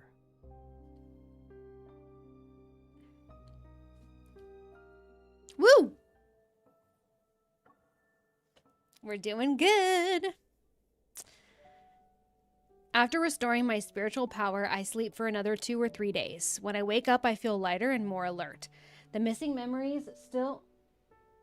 She's trying to catch the fly. Remember I said there was a fly in this room? Wait, she's eating something. Did you get the fly? I think she got it. And that's why people need to keep cats around. Did you get the fly, Mochi? I saw her pounce on something and then she started eating something. So I'm hoping that's the fly. You're a good girl. Okay. That old spirit master didn't mention the Hesperian Reach on a whim. She wanted to send me there. But why? Was she trying to use me for... Why did you take mine? That one is yours. You grabbed the wrong one. The Nether Wardens gather around me. Curious, they poke the trinkets I brought back. I return to the present, call 5-5 over, and give him most of the baubles. They're for you. Think of them as an apology gift. Thank you, my lord. The bite mark on his face hasn't completely healed. He musters a sheepish smile. Why haven't you fully recovered yet? It's because... That noise... No, the Nether Bridge, it collapsed again. No. Huh? The Nether Bridge spans over the River of Oblivion, and every soul must cross it. It's ancient, but it's not fragile to the point of falling apart often. As of late, there have been so many souls. A few days ago, they crushed it, moments after we repaired it. The Nether Wardens groan and hurry away, leaving a flurry of footsteps in their wake. I soon follow them. Stop pushing. Oh. Stop pushing! We're gonna be trampled on! Souls are overflowing both ends of the Nether Bridge. The churning river possesses flailing figures. Some of the Nether Wardens scramble to repair the bridge while others struggle with makeshift fishing nets. They're trying to bring the drowning souls ashore. Since when were there this many souls? After you left Nether Falls, it wasn't this bad before. That's why 5-5 is recovering slowly. Oh my god, they talk so slow, it's driving me nuts. I'm gonna skip it when they talk. I can't. The Nether Wardens try to restore order, but their soft voices can't overcome a cacophony from restless, resentful souls. I slice a tree and its trunk crashes into the river. If you want to reincarnate, then be quiet. I can also help you if you wish to die again. Ooh. Everything is quiet for a moment. Then the souls listen to the Nether Wardens and form a line. Wait. I hop onto the trunk to stand above the struggling souls in the water. I have questions, so you'd better answer me. I love her. MC is such a badass in this. The problem with the Nether Bridge has been dealt with, so I return to the Lotus Pond. Lost in thought, I rest on the water's surface. I assumed the souls belonged to those who were killed by ghosts, but after my interrogation, I learned that most were victims of calamities. That old spirit master mentioned empty villages in the mortal realm. More humans are dying. If there's a problem, then it's only a matter of time before the Nether realm encounters its own issues. Caleb might exhaust himself. I should check on the mortal realm tomorrow. The thought has barely formed in my mind when a gentle touch brushes against my temple. Why are you frowning? I heard there was an incident at the Nether Bridge. Did those souls upset you? They're not worth it. I was worried about you. I tell Caleb what I've been thinking about. He smiles. Look up. I do as he says. At first I'm confused, but then I see it. The sky looks clearer? Nether Falls is where yin and yang meet. The mixture of their energies stains the sky with dreamy colors. Some of the mist has dissipated. I can faintly see stars. Caleb once told me that every cloud in Nether Falls shows how the heaven's yang energy mixes with the Nether realm's yin energy. The clouds aren't as thick. Has Mount Dingshu's array stabilized? I quickly sit up. Caleb, did you repair Mount Dingshu's array? Of course. It was done while you slept as if nothing in the world could wake you. Even if the mortal realm is headed toward destruction, it won't happen for thousands or tens of thousands of years. The Nether realm is safer as well. You don't need to worry. Praise Caleb. Praise Caleb. You'll always be the most remarkable person I know. So I didn't need to be concerned. I let out a sigh of relief and wrapped my arms around his neck. What did you use, an artifact or... I trail off. Something's not right as a strange chill touches my arm. I notice his knuckles turning blue. Why are you so cold? You haven't visited Mount Dingshu for a long time. Did you forget how cold it is? Something's not right. In comparison, Nether Falls is warm and pleasant. Was Mount Dingshu always that cold? Its summit reaches the highest part of the sky. It's frigid, but the other parts of the mountain aren't freezing. While I mull over his explanation, Caleb rests his head on my lap. His arms hold me as if he's carrying a small hand warmer. Are you tired? I should have noticed sooner. Even though he's strong, fixing an array that supports the heavens and the mortal realm must have drained him. I push down my questions and hold him close. I wish the cold would disappear. You always know how to comfort me. Why didn't you bring me with you? I could have provided aid. It's because I need you for something else. It's more important than the array. For what? Tell me what it is. I'll do it. He nuzzles my leg. Sing for me. Oh, that's sweet. Oh, that's... Wait. It's not a difficult request, but it's not something I can do so easily. A lullaby would help him rest. Unfortunately, all the songs I know are... When the midnight shadows shake, ghosts cry out from the branches as their bodies ache. Anyone who forgets to return home turns into bones. Don't laugh. I only heard those sorts of songs in the mortal realm, and what I sang was the gentlest. Yes. Even a terrifying song sounds pleasant when you're the one singing it. Cough. My innate talent can't make every melody pleasant. You might not know it, but some taverns in the mortal realm have singers who make their voices screechy. They sound awful, and I swallow the rest of my words, but Caleb is already looking at me. Is that so? I suppose you've seen more of the mortal realm than I thought. Maybe you should take me to one of those taverns. I want to hear how terrible those songs are. That's cute. No, you can't hear them.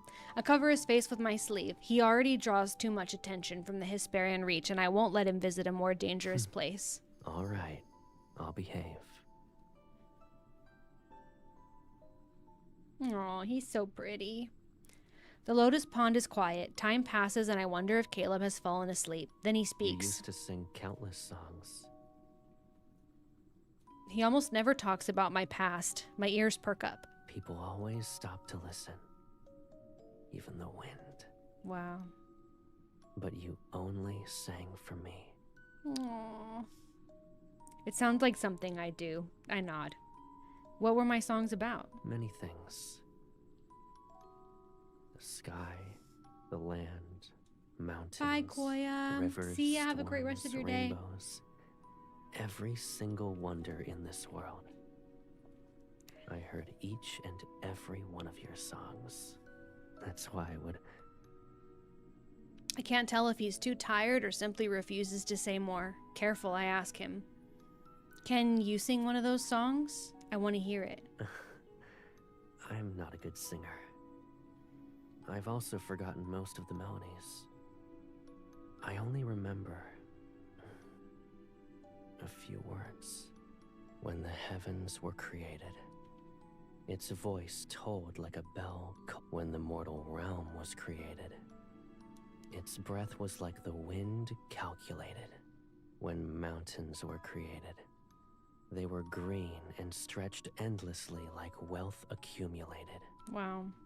Wandering souls return to the hills of their home with no concerns.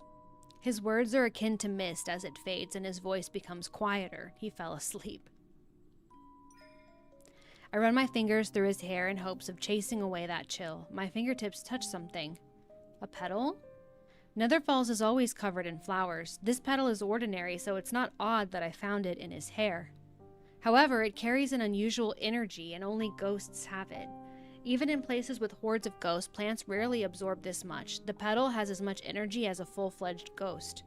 Only one place would have plants tainted like this, the Hesperian Reach. The plants there are always around ghosts. Their presence eats away at everything until nothing pure remains. Caleb said he returned from Mount Dingshu, so why does he have a petal that came from the Hesperian Reach? It's a minor detail, yet a profound unease ripples inside the depths of my heart. Well, 2 more, you guys. 2 more. Perhaps because the seals on Mount Dingshu were stable once more, the endless surge of souls into the Nether Falls finally began to slow. The restoration of the magical arrays caused a few tremors in the realm, but they proved to be nothing more than a false alarm. I went to the mortal realm and watched as it finally caught its breath. It snatched a slim chance at survival and crawled back from the edge of ruin. Now the land has settled into a familiar limbo where it is not quite dead but not quite alive. I had planned to visit the Hesperian Reach next, but a strange thing happened. When I dipped my hand into the River of Oblivion, I could no longer feel the Hesperian Reach's presence. It was as if the place had never existed at all. I know Caleb is hiding things from me. I've always known, but never before have I felt an unease like this. Yes, it was a small petal, an insignificant discovery, but once the seed of doubt is planted in my heart, it takes root and grows beyond my control, spreading deeper every day. My lost memories, the past that Caleb is trying to conceal, the tales of the Hesperian Reach's spirit master, the shifts at Mount Dingshu. Individually, these pieces seem unrelated, but I can feel the invisible threads connecting them all. I do not dwell on the past or what cannot be undone. I simply refuse to remain in the dark, safely sheltered behind Caleb's back. Yes, girl! Stand up. Figure out the answers. Demand answers from this man. I don't want to play anymore. I've had enough. Oh. You're actually giving up? Caleb tosses a few pieces into the air. With a smug smile, he lazily catches them. Do that, and you owe me 630 years of tending to the Lotus Pond. Oh, and my Caleb is the best. You need to say it 630 times. Okay. How does one more round sound? If you... That fly is still here. She did not get the fly. She's watching it, though. What were you eating?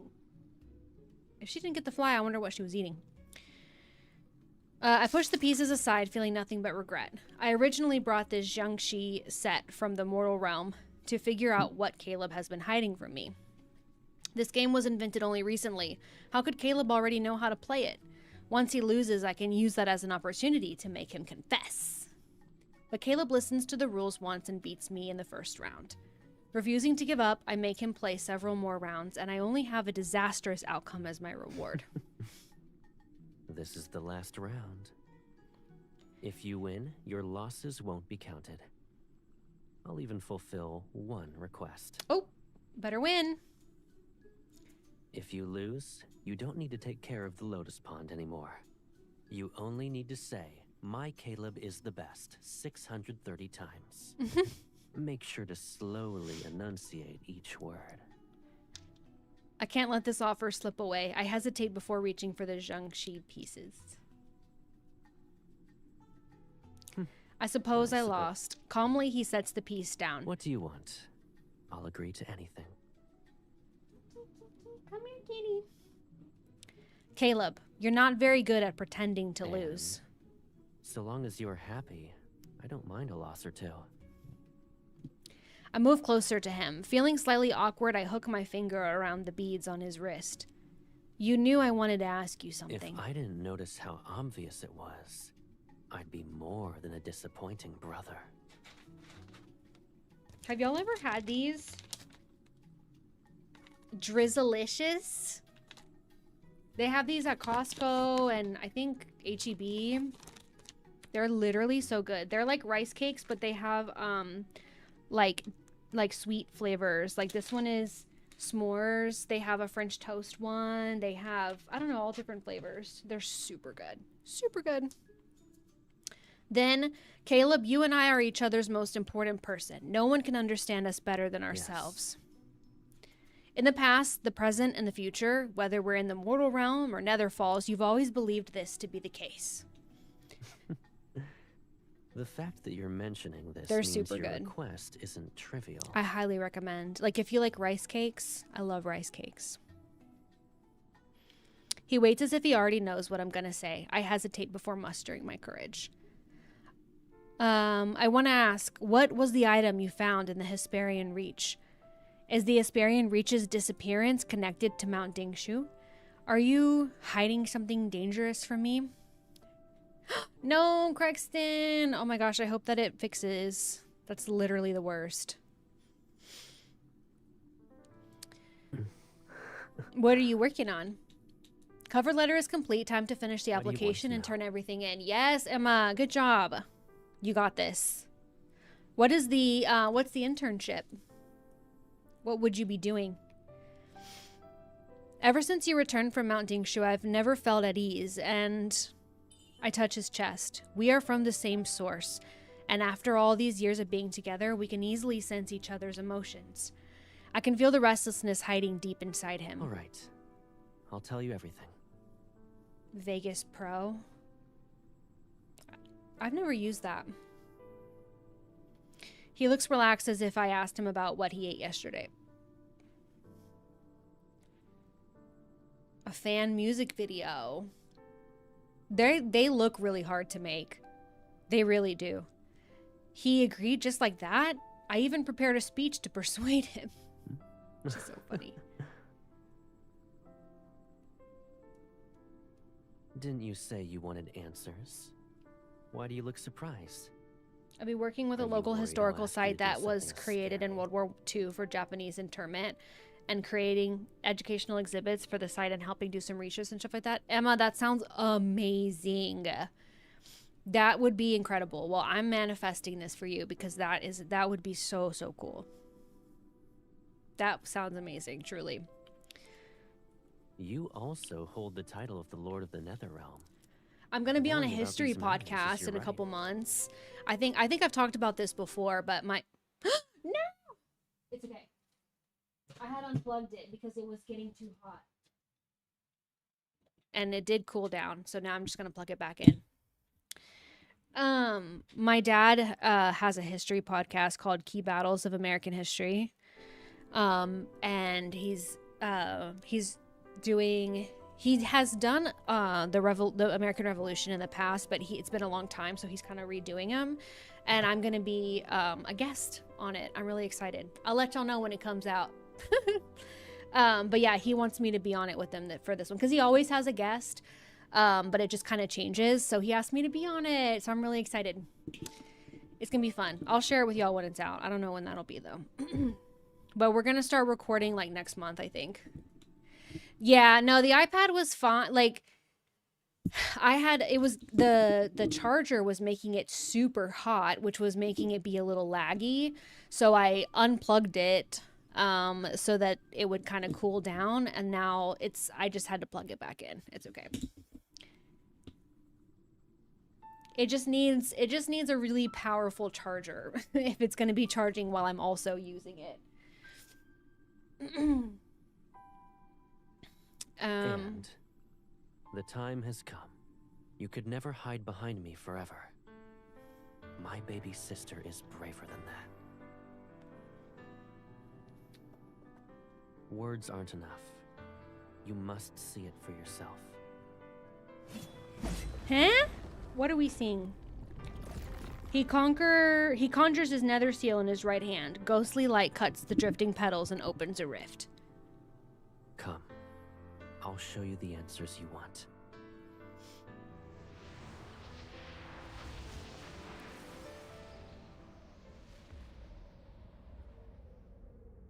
It's dark. It's cold. It's suffocating. As breathing makes my chest burn, something presses against my lips. Cool, steady air flows into me. Ooh. Ooh. Do you feel better now? Caleb holds me in midair. I nod. This strange, all-consuming, suffocating feeling is familiar. Is this Mount Dingshu? The rest of my words die on my tongue as my eyes widen.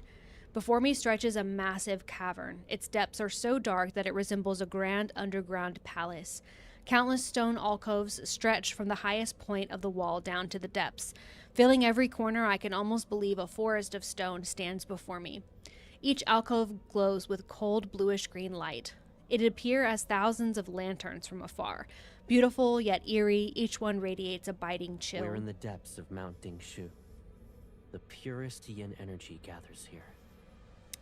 I realized that the chill I felt back then, it was from this place. This must be one of the places where the array has weakened. But why is the energy of ghosts so abundant here? An unfortunate thought flashes. I tighten my grip on Caleb's arm. Caleb, don't tell me those alcoves are... Caleb doesn't answer. He simply lowers his head and gives me another soft, cooling breath.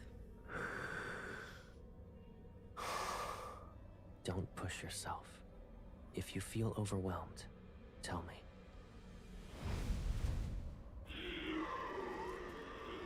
Hello? As we pass through the barrier formed by glowing symbols, screams explode in every direction. It's as though the mountain is crying out. From within the countless alcoves, twisted claws reach out. The rage and despair are trying to crush my chest. No, let me out. Ugh. Kill me! Why can't I die? Oh my gosh. The alcoves, or maybe stone cells are more apt, glow with cold blue fire. Each flame looks tranquil, but the cold is worse than searing heat. Inside them, ghosts burn in the cold flames, or their insane kin tear them apart. I knew y'all would think it's a cool opportunity. I love that I can just talk talk about history here and not feel like I'm a burden on others because y'all get it. I love that. I love it. I'm always happy to have more people to talk about history with. And you're in good company around here for sure. I mean, I know I for sure love it. I know we have a couple people here that like it. We get it. We're here for you. We're here with you and for you. And even when they die, the yin energy revives them. They're trapped in a perpetual cycle of suffering. Help me, please. I don't want to stay here. Dang. In a nearby cell, half of a mangled face appears. Despite its features being twisted, I recognize it. You're one of the ghosts from the Hesperian Reach? It's... Oh.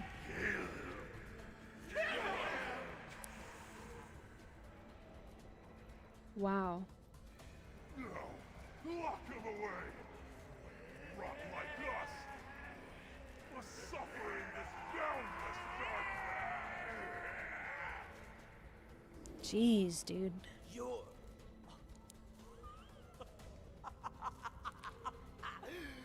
Fate delivered you to me! Oh yeah, for sure, Crexton. How could I show my gratitude? Those centuries at Mount Dingshu, it was worse than death! Dang. Jeez, so Mount Dingshu is like hell. Like, ghosts are just dying and being reborn and dying and being reborn. Suffering. Caleb, are you using these ghosts to keep Mount Dingshu's array intact? The ghost that ate brides and the others before it, they had been imprisoned here. Why? My question disappears under those sounds. Caleb frowns and moves his hand. What the heck? In an instant, every ghost is pulled back into its stone cell. Eerie and fierce, the icy flames burn brighter. The yin energy here continues to eat away at the yang energy. If Mount Dingshu's array breaks and yin and yang become unbalanced, this world might become a domain for ghosts. A real purgatory filled with evil spirits. He looks up at this vast, icy prison, the cavern filled with ghosts. It was an accident when I discovered that they can slow the yin energy. The yin energy is me, is MC. For ghosts whose only instinct is to eat humans, this is the most suitable end. How do you know all of this? I'm also the Lord of the Netherrealm. It's my fault. I left you behind many years ago. You suffered and lost most of your memories.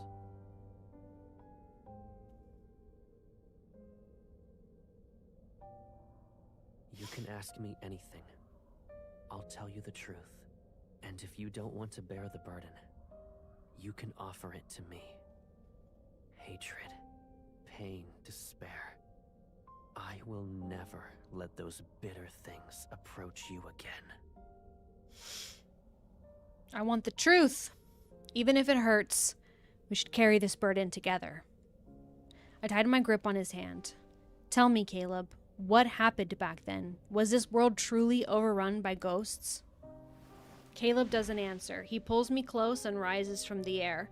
We leave that suffocating energy belonging to ghosts and land on a stone platform. Only now do I realize how cold my body is. The shock must have affected me that much. I bury myself in Caleb's embrace. As warmth returns, I look at him and wait. In the beginning, there were 30 days of darkness in the mortal realm. The sun didn't rise. Then, light finally returned, but it was brought by wildfires. Hills and valleys burned as far as the eye could see. Then there was a drought that lasted for years. With no food and water, humans killed one another. A few ate the flesh of their own kin. And then, the ghosts appeared.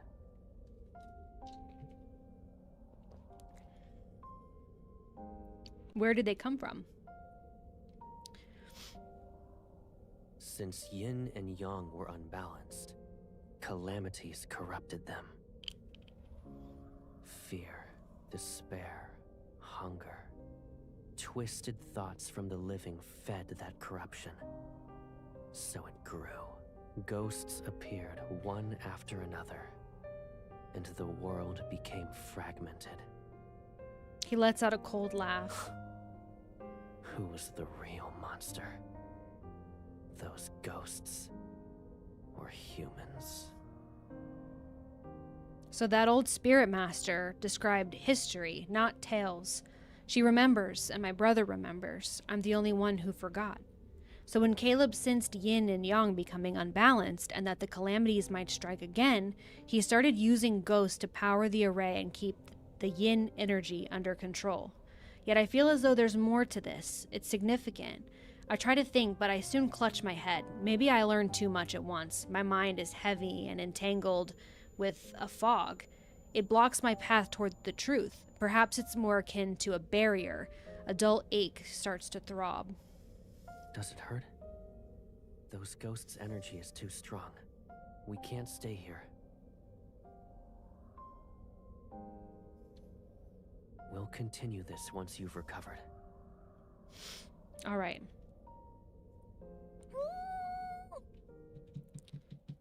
Wow. I fall into a deep slumber. When I wake up, the heavy fog in my mind is thinned. Caleb lies next to me. I lift my hand without thinking and trace his brow and eyelashes. The ghost sealed under Mount Dingshu. Caleb must have spent a lot of time and energy maintaining it. Did he realize that the calamities would return centuries before it happened? I don't want this world to be overrun by ghosts, but my wish for him not to carry this burden alone is stronger. Why is it always him? It's almost as if he's the only guardian this world has. I won't let him become the spirit master from those tales where he gives up everything only to lose his sister. The spirit master and his sister, Caleb and me, are we truly not connected? What if Caleb is actually... Yes, girl! Yes! Keep up! I shake my head again as pain shoots through it. It's interesting, every time she starts to remember, her head starts to hurt. A warm hand rests on my head and starts gently stroking my hair. Your head hurts again. Wait, what was that? You have nothing to say. Did I hide too much from you? Are you upset? The dull pain fades and my thoughts reappear. If I have to answer, maybe I'm slightly upset. Slightly, though. But if I were you, I wouldn't have said anything either. You've always protected me, and I can't bear the thought of you being hurt. I pull Caleb and sit up with him. Caleb, there's more you want to tell me, yes? Why else would you reveal what's buried under Mount Dingshu? I sealed the Hesperion Reach and all the ghosts under Mount Dingshu. Okay. But they aren't enough to maintain the array and restrain the yin energy. I need more ghosts. Stronger ones. The array was only repaired recently. It's not stable. Someone must remain in Nether Falls in case something happens. My eyes light up. Caleb needs my help. I'll catch those ghosts. The tea is indeed being spilled. Let me handle this. I'll bring you those ghosts. I want you to stay in Nether Falls and watch over Mount Dingshu. That won't do. You know how uncomfortable I feel when I approach it. And I barely feel hungry anymore. I'll be all right. Caleb has always been the one to leave Nether Falls. He kills ghosts and bring back soul beads for me, but I'll help him this time. There are ghosts hiding in a distant valley filled with a poisonous mist and ferocious beasts. You can't be there by yourself. Do you think I'm weak then? So I can't help you? Of course not. Then let me go. I can do it. No, you can't. I promise I can. And I promise I won't let you. Oh. He said, nope. The way he just walked off. Eventually, after my persistent pestering, Caleb finally relented. On a clear moonlit night, he escorted me to the gate of the two realms. I do, Crexton. He was clearly reluctant to let me go, showering me with endless parting words and even handing me his artifact for protection. I threw my arms around him just as I had many times before when I was the one seeing him off, and nuzzled into his chest with deep affection. Be good, Caleb. I'll be back in no time. He gave a soft smile and promised he would. It all felt so ordinary, a moment indistinguishable from any other day we had shared. There was no omen, no shadow of what was to come. That is why, for a long time afterward, I simply refused to believe that this was the last time I would ever see him. No! I think I streamed that one, if I remember correctly. I streamed me pulling his second myth, the XO2, and then I streamed the day that Caleb was released as a love interest, so I'm pretty sure I have that on stream too. Not playing it, but just pulling for it, if I remember correctly. I don't know. It was a long time ago. Alright, last chapter, you guys. Caleb MC wants to stand by you, not stand behind you. She cares just as much about you as you do about her. Yes. Yes, she does. That's the thing, is they both would do anything for each other, and because of that, they want to protect the other one from having to be the one protecting, you know? But they both want to protect. Too weak. These aren't powerful ghosts. The valley is supposed to be dangerous, but it's beautiful. Clear water and rolling hills. It's so peaceful that anyone would want to stay. I searched the area for a month, only to find a few ghosts. They're so weak that they turn to ash when my blade grazes them. Excuse me. I'll ask Caleb when I get back. Maybe he sent me to the wrong place. But this place is beautiful. I should buy some paper and draw the scenery here. Then he can see. I catch a few drifting blossoms to find the most gorgeous one for Caleb, but none of them are good enough. Catch the flower. Dizziness and pain crashes into me. I fall to my knees and watch blood drip onto the grass. Something locked away in the depths of my mind frees itself. Memories flood into me. Oh, here we go. I feel a cord inside me break. Then it's silent. When they are overprotective and each other's anchor on their humanity. Such tragic romance coded. I know. I think he sent her to the wrong place on purpose. I think you might be right. They have such a tragic romance. It just gets me. I can't. Caleb. No, my hands shake as I try to summon Caleb's artifact. A golden lotus flickers into my palm, then it disappears like smoke. His artifact is forged from his own power. If it's gone, then I must be overthinking. Yes, that has to be it. I need to go back. I need to find him. I stumble to the stream and dive in head first. Every river in the mortal realm is connected to the River of Oblivion. If I can return to Nether Falls and see him... Guys, I feel like this is about to break my heart. The icy water dulls the pain, and I swim toward Nether Falls with the strength I can muster. I forgot how long the journey is. As the currents ripple around me, fragments of memory arise and sink. They carry distant, faint echoes. I'm scared. Dong, dong, dong. The drum of heavenly decrees. It's coming from the drum of heavenly decrees.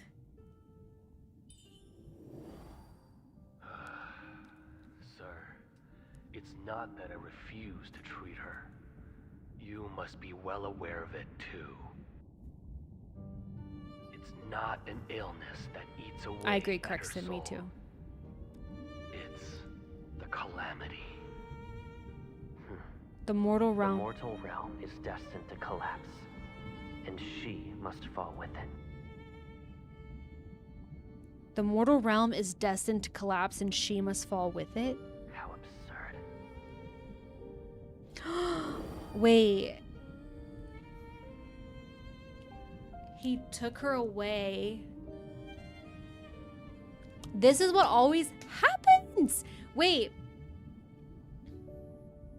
Okay, let me read the rest, and then let me put 2 and 2 together. The drum of heavenly decrees has spoken. Only your sister can save a world ravaged by ghosts. Only she can save the living. Save the living. She's also a part of the living. Why? Why does it have to be her? Why must she sacrifice her life? Yes. Okay, so she was gonna have to die to save the Earth. So he snatched her away to protect her, and then he's been trying to protect the world anyways, like do whatever he needs to do to keep the world together anyways while keeping her alive. But she was supposed to die to save the world. And that is exactly what happened on Philos in Xavier's myth as well. MC was supposed to die to keep Philos alive, and Xavier saved her anyways. And that's what's happening here as well.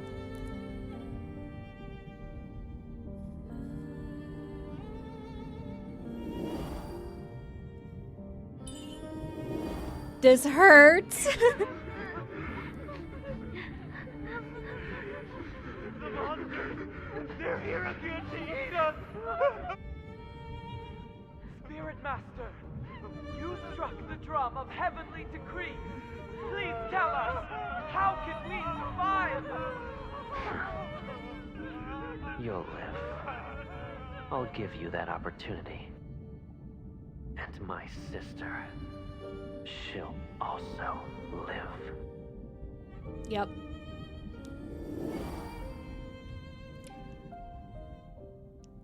Through all the sounds and fragments, one voice rises above the rest. I know who it belongs to. Yeah, I think that is. I think it'll definitely be... That has to be the second, like, kindled scene. And that has to be in this one because we're in the last one. So, yeah. When she finds... My guess is that when she finds this out, she's going to choose to, like, sacrifice herself, basically, to save the world. It's so familiar that tears well up in my eyes. That's brutal.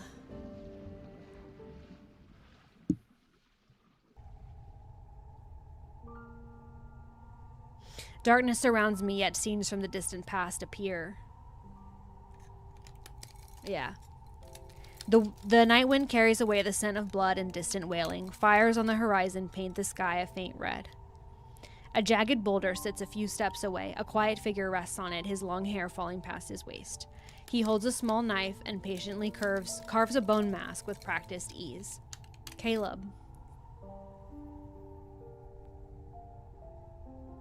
For the first time, I can clearly see his face. Then it becomes blurry.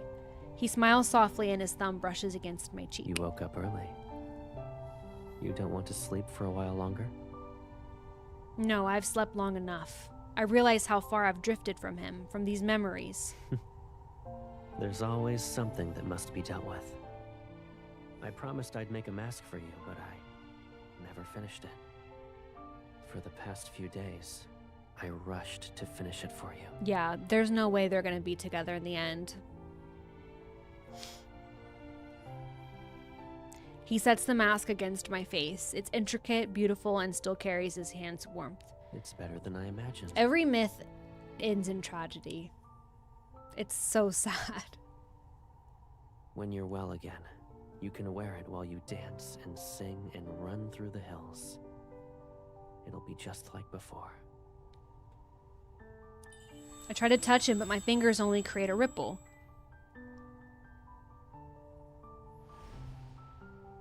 He's gone, and the truth I had buried in the depths of my mind returns. Caleb.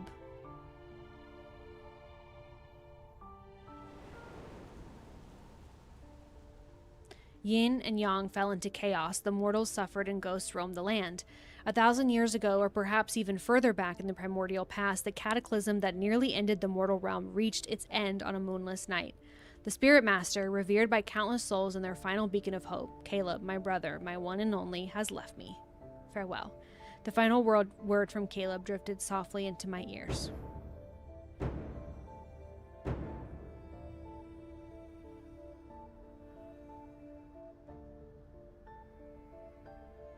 Wow.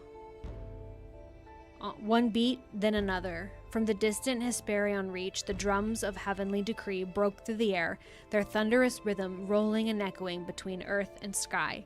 Every ghost in existence followed the sound. Drawn by the relentless thrumming, they surged like a tide toward the man who was beating the drum. I fought with everything I had to reach Caleb, but a barrier held me back. I couldn't even take a single step closer. For 10 days and 10 nights, I listened in vain as the drums thundered on. Then, as the last veil of darkness began to fade, I heard the rhythm falter. Bit by bit, the sound sank into a heavy silence. The Hesperion Reach is where the sun sets. And that day, the only son I ever had never rose again. Through the howling wind, a desolate chant began to drift. Rest now, departed souls, in the hills of home. Rest now, departed souls, in the hills of home. And then, what happened? It became clear to me later that if none but the ghosts can cross into the deepest of Hesperion Reach, then I will simply become one of them. I will not leave Caleb there alone. Then began the endless slaughter. I killed the wicked and devoured the vile, soaking myself in blood and sin. But none of that mattered. I didn't want Caleb to wait any longer. I swallowed countless helpings of resentment, agony, and despair until at last nothing remained but a hollow numbness. Those dark, chaotic days blurred together for so long that I forgot who I was. I forgot why I had even begun to kill. But there a single thought remained. I will find Caleb.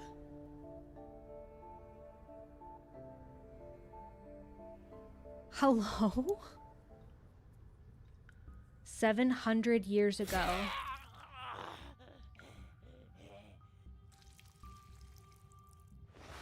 A dying ghost drags its broken body toward me. Spite fills its gaze. You're a monster. Don't feel proud. You'll die soon. I bet you didn't know that to the west of the Netherrealm, at the Hesperion Reach, there's an immortal who roams and slays ghosts like us. He'll find you and Die already.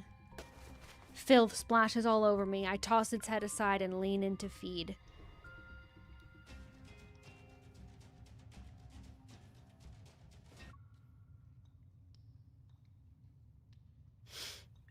Sorry.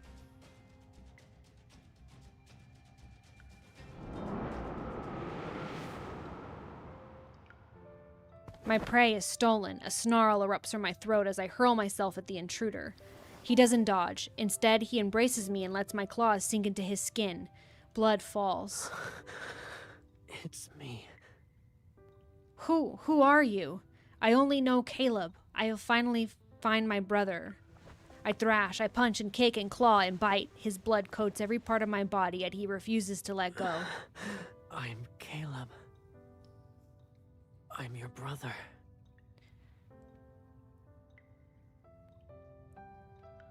Yay, Emma! Manifesting for you, friend. You got this. He gently wipes the blood from my face. Do you know when you'll find out? Come with me. Yes. These ghosts taste awful.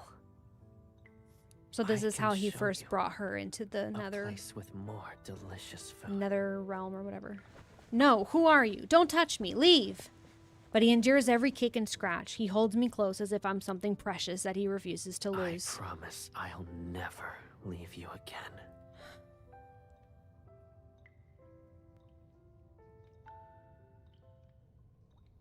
$600 ago.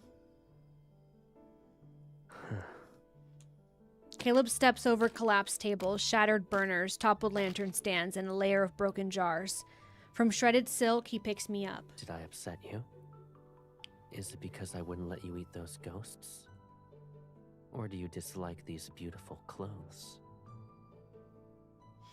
He hugs me as I snarl and bare my fangs at him. He strokes my nape while fixing my disheveled clothes. I know it's uncomfortable, but you can't keep eating ghosts. We must break that She's habit. like feral. Behave. It'll only be a few years. I bite his arm, my teeth piercing his skin. I suppose biting me is better than biting a ghost.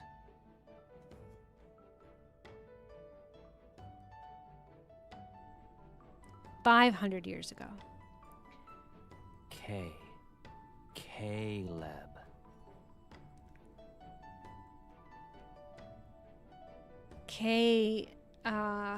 Caleb.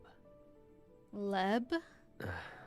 Maybe names are too difficult She at the couldn't moment. even speak. Yeah, she's like addicted. It's like she has this like hunger, and like the only way that she can resolve the hunger is by eating ghosts. She was so like crazed that she couldn't even speak for like 200 years. But Caleb nursed her back to health, basically, brought her back.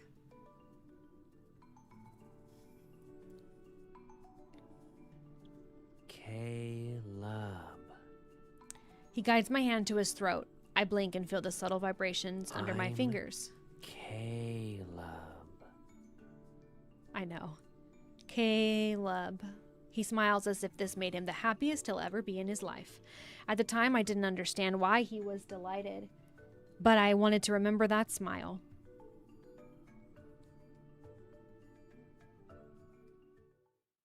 At long last, I remembered that smile once more.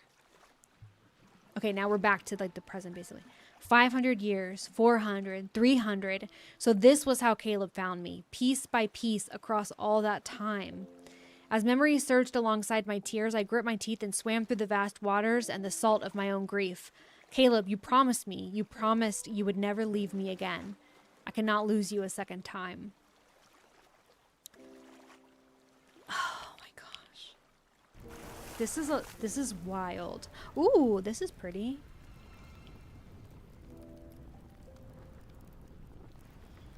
Wait, let me see something.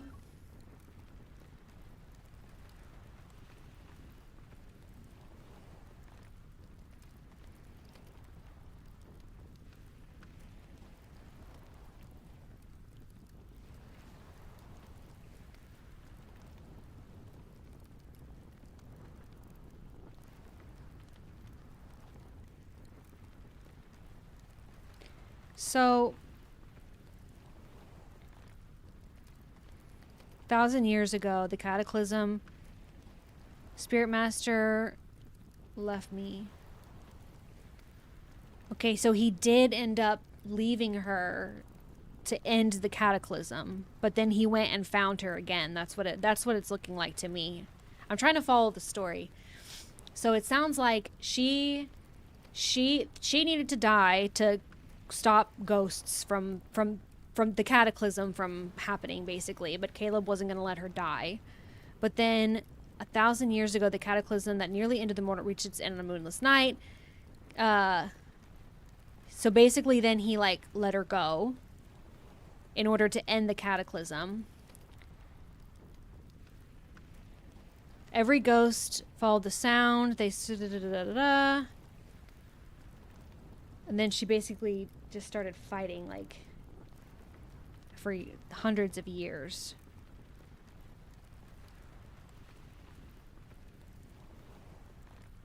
Okay, I think I get it.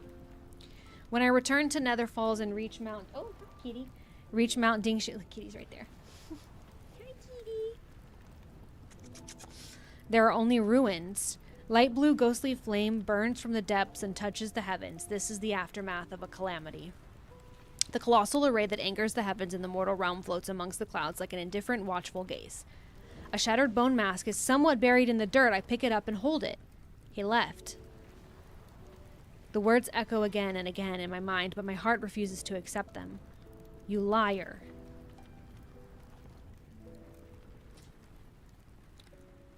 I don't know how long I sit on the summit. I stare at the sky as the sun and moon switch places. Then the soft chime of ancient bronze bells drift towards me. A light blue dragonfly, not this bitch again, has carried it. My lord. Where's my brother? I heard her voice in my returning memories. A mere mortal couldn't have lived past ancient times to be here in the present. Whoever you are, tell me where he is. He thought he could protect you from the calamity and return to your side as always. He succeeded. However, he couldn't come back. What am I supposed to do then?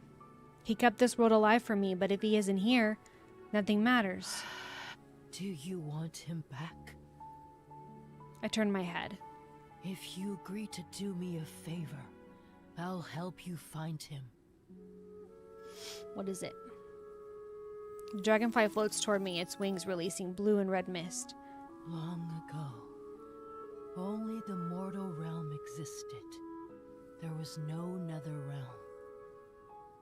The drum of heavenly decrees chose you. You are supposed to separate yin and yang as the lord of the nether realm, the very embodiment of the nether realm itself. But Caleb took your place and killed every ghost instead. Then he used his own strength to force the nether realm into existence. It took him centuries. Wow. The mist twists around us like a hazy dream.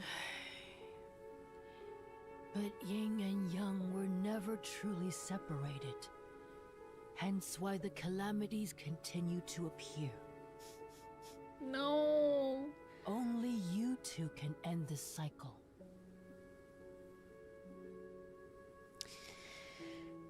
Her steadfast gaze, bearing the weight of years, settles on me. If you and Caleb separate the nether realm and the mortal realm, this world will no longer be fractured. Only then will I tell you how to bring him back. I see. You approached me so we could do our duty to save this world. But why? Why must Caleb and I carry this burden as our fate? The heavens sit above us, but they answer to no one. It never saves anyone, and we're supposed to accept that? My lord, you still have a choice, but you are running out of time. A choice? I laugh and wipe away my tears. No. I'll do it. I'll accept the consequences. I already lost him once. Nothing will be more painful than losing him again. Yeah. Well, they're gonna basically... She's gonna go to the nether realm, and he's gonna have to stay in the mortal realm, and they'll have to separate the two so that they can never see each other again. The bridge, them walking away on the bridge, you know? Guided by the old spirit master, I traversed every corner of the nether realm, gathering the lingering fragments of Caleb's soul piece by piece. I bore him back to the scarred ruins of Nether Falls, cradling him deep beneath the lotus pond to await the day of his awakening. I breathed life back into the withered forest, working alongside the young Nether Wardens to nurture the flora of Nether Falls until vitality bloomed once more. As vivid blossoms carpeted the surface of the pond, the hours I spent there grew longer. I whispered everything to Caleb, from how 7-9 has finally departed for reincarnation, to how the skies of the mortal realm are clearing into blue. They cannot be happy. His soul remains fragile. I know not how long he must be tended before those eyes open again. But no matter. Many, many years ago, this was exactly how he found his way back to me, bit by bit. This time, it is my turn to bring him home. I will be his heaven and his earth, his mountains and his rivers, his wind, his rain, and his rainbow. I will give him everything he could ever want. 300 years later. Who are you? I'm your little sister. Do you know what that means? He woke up only recently. Caleb's memories haven't returned yet and his face is pale. He shakes his head. It means I'm the one who loves you more than anyone else in the world. I'm the one who protects you, stays with you, and does everything for you. True. True, Crexton, true. When he suddenly hugs me, I stop. Caleb, do you remember me? He shakes his head again. His lips rest against my hair as his hand traces my temple. I felt like I needed to do that. Another 100 years later. His strength returns quickly. He reforges his artifact within half a month. His memories still come and go. I tell him stories about our past whenever I can. A long, long time ago, when we were in the Hesperion Reach, you once brought me a jar of wine. I didn't realize until much later that it was the wine you had brewed for me long, long ago. Is that so? I've always wondered, was it supposed to be our wedding wine? Is that why you said you wouldn't use ordinary wine at our wedding? I don't remember. Ugh. Why do I feel as though you do remember? I honestly don't recall anything. Mochi, comfort me. He tucks a hairpin into my hair. I've lost so many memories that I can't tell what's real anymore. But if we get married again, maybe I'll believe you. You remember.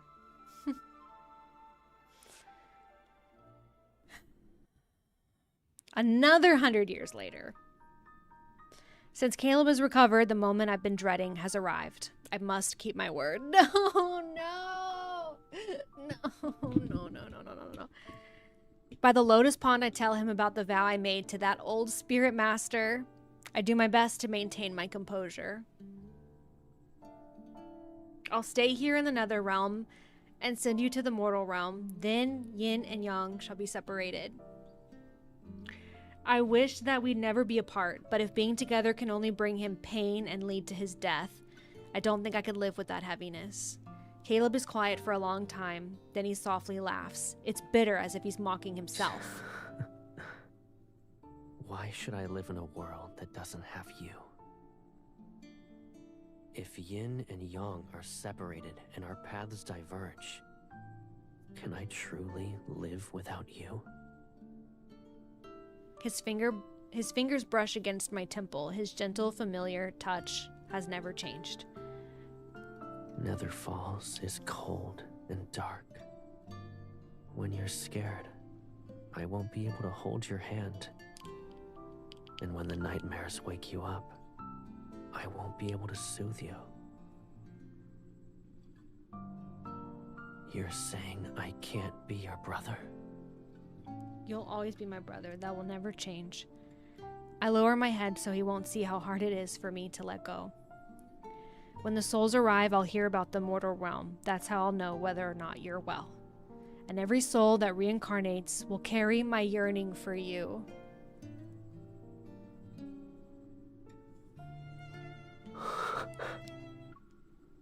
Every soul that reincarnates will carry my yearning for you.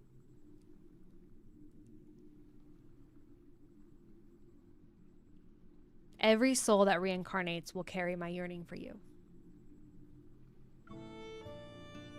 I'm suing. I'm suing. I'm suing Infold for emotional damage. Jail. Every single one of y'all, jail.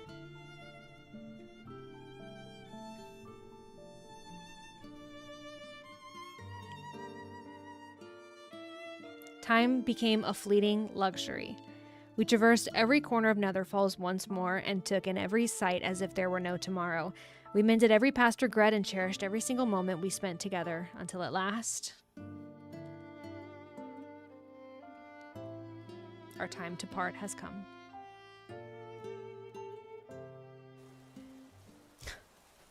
No.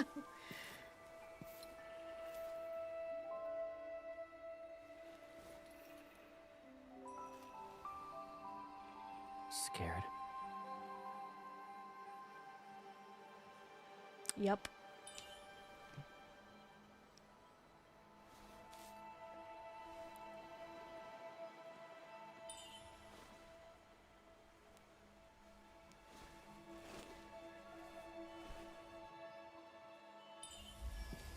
Let darkness return to the... What does she say? Let darkness return to Netherrealm and every soul find its path. Let the light rise. The world shall shine again.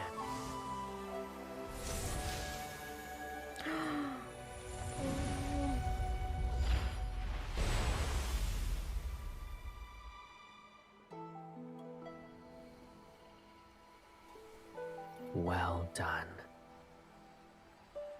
When I return to the world of mortals, I'll protect everything in your place. I won't let a ghost approach you again. I promise. You don't have to do that. Being yourself is enough. You'll always be my big brother.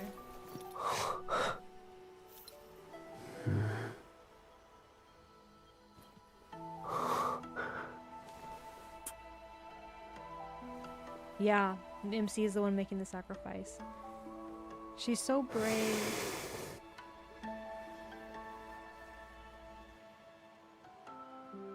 Hug Caleb.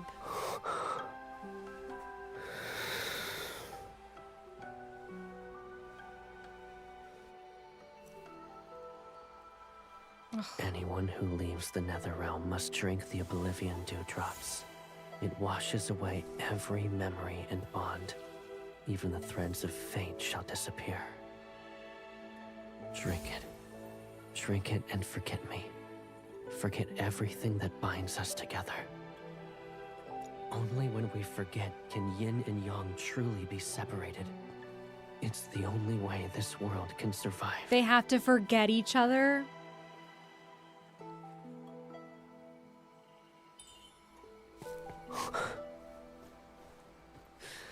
I can't let you carry our memories alone.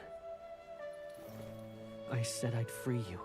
As the Lord of the Netherrealm, you shouldn't be bound to any burdens for that matter. So before I leave, fulfill my one last wish. Won't you grant it for me?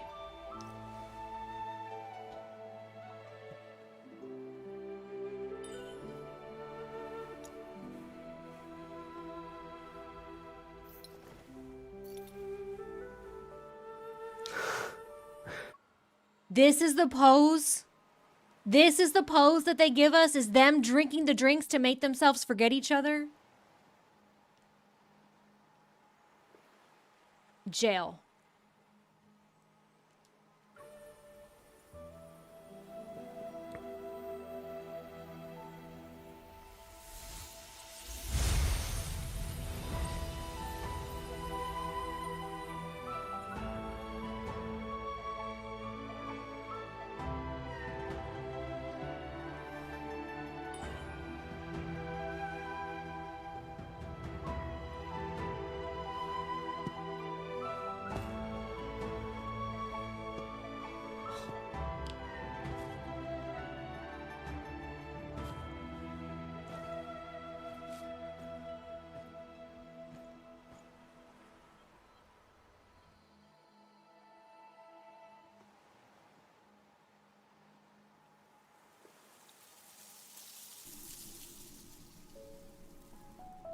An indeterminable amount of time passes.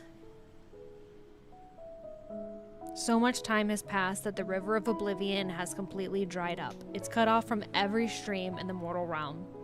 So much time has passed that generations of Nether Wardens have reincarnated one group after another. Why does the Lord visit the Nether Bridge to hear souls talk about the mortal realm? Who's this Caleb she keeps calling out to in her sleep? How come we've never seen him? And why does she protect this lotus pond like it's her treasure? They say the mortal realm is beautiful once more. Peace has touched every corner, and there are touching stories of love and loss. I can't see it myself, but I know the new Nether Wardens are more perceptive than the previous ones.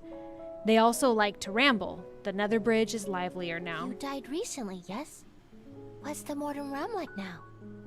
It's even more beautiful. Humans have built large, grand temples for the mortal realm's ruler, and... Someone rules the world of mortals? Doesn't the Nether realm have its own lord? Of course there's someone ruling the mortal realm. He fills every temple with dozens of portraits. They all depict the same person, and she looks exactly like... Ugh. She suddenly points at me. Her. Everything is the same. She's the lord of the Nether realm. It's impossible for her to be related to whoever rules the mortal realm. I can't help but laugh. So, Caleb and I have been separated for so long that this world has almost forgotten about us.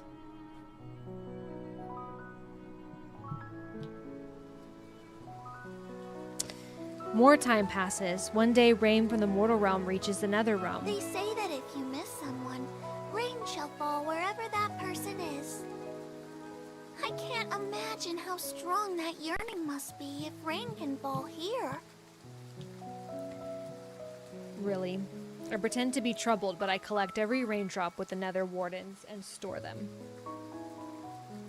Perhaps this water can reconnect the mortal realm's streams to the River of Oblivion, and when those waters flow once more, I'll be able to cross over and see my Caleb again. Caleb, I promise to give you everything.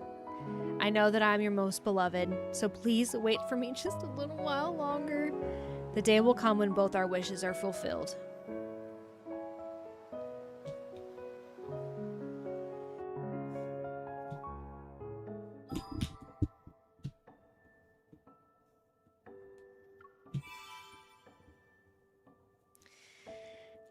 What's the title? Nether Ruling? I like that. Wow.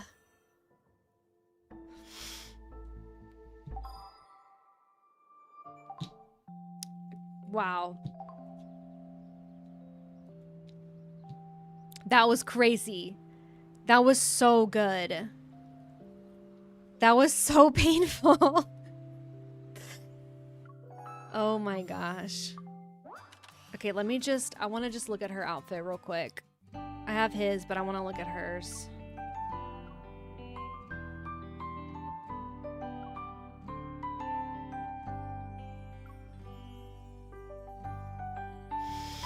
Bum, bum, bum, bum, bum, bum.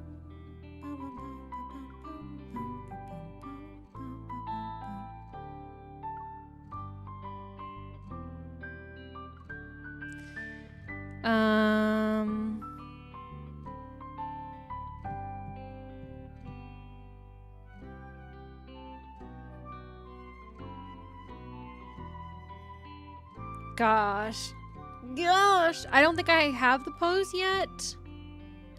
I think you unlock it through the event, but I'm not sure. Let me look.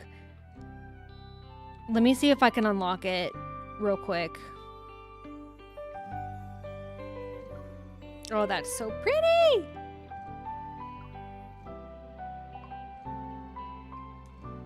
Look at that. Look at them. Let me... Hold on. Oh, you have to buy it in the shop?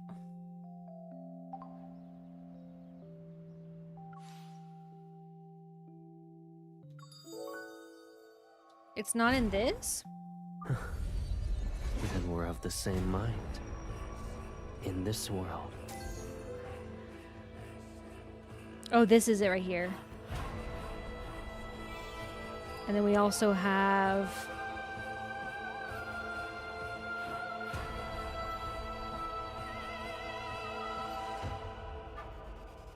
I'll just get one of them.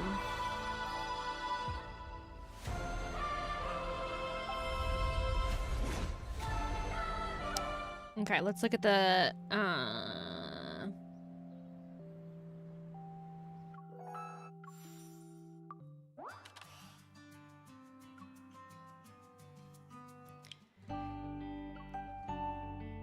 This is it. Are you kidding me?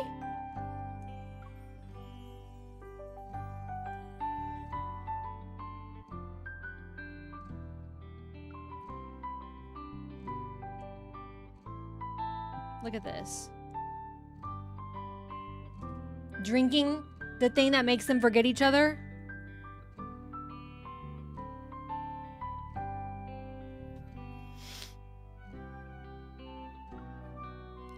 This is the new one that he got.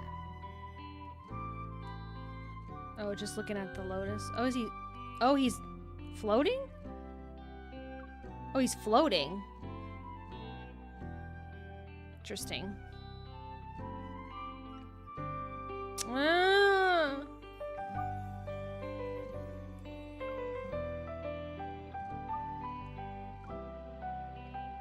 For real. Let's find something happy. Here we go. There we go. This is what they deserve.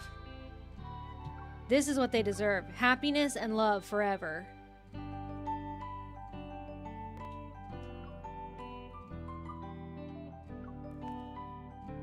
Here.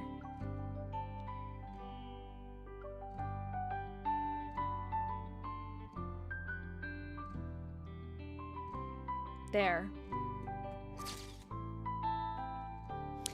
Let me ask a question that exposes my ignorance. Is the main character who has a lot of romance? There are main characters or all these sort of... okay, good. That's a really good question and a complicated question.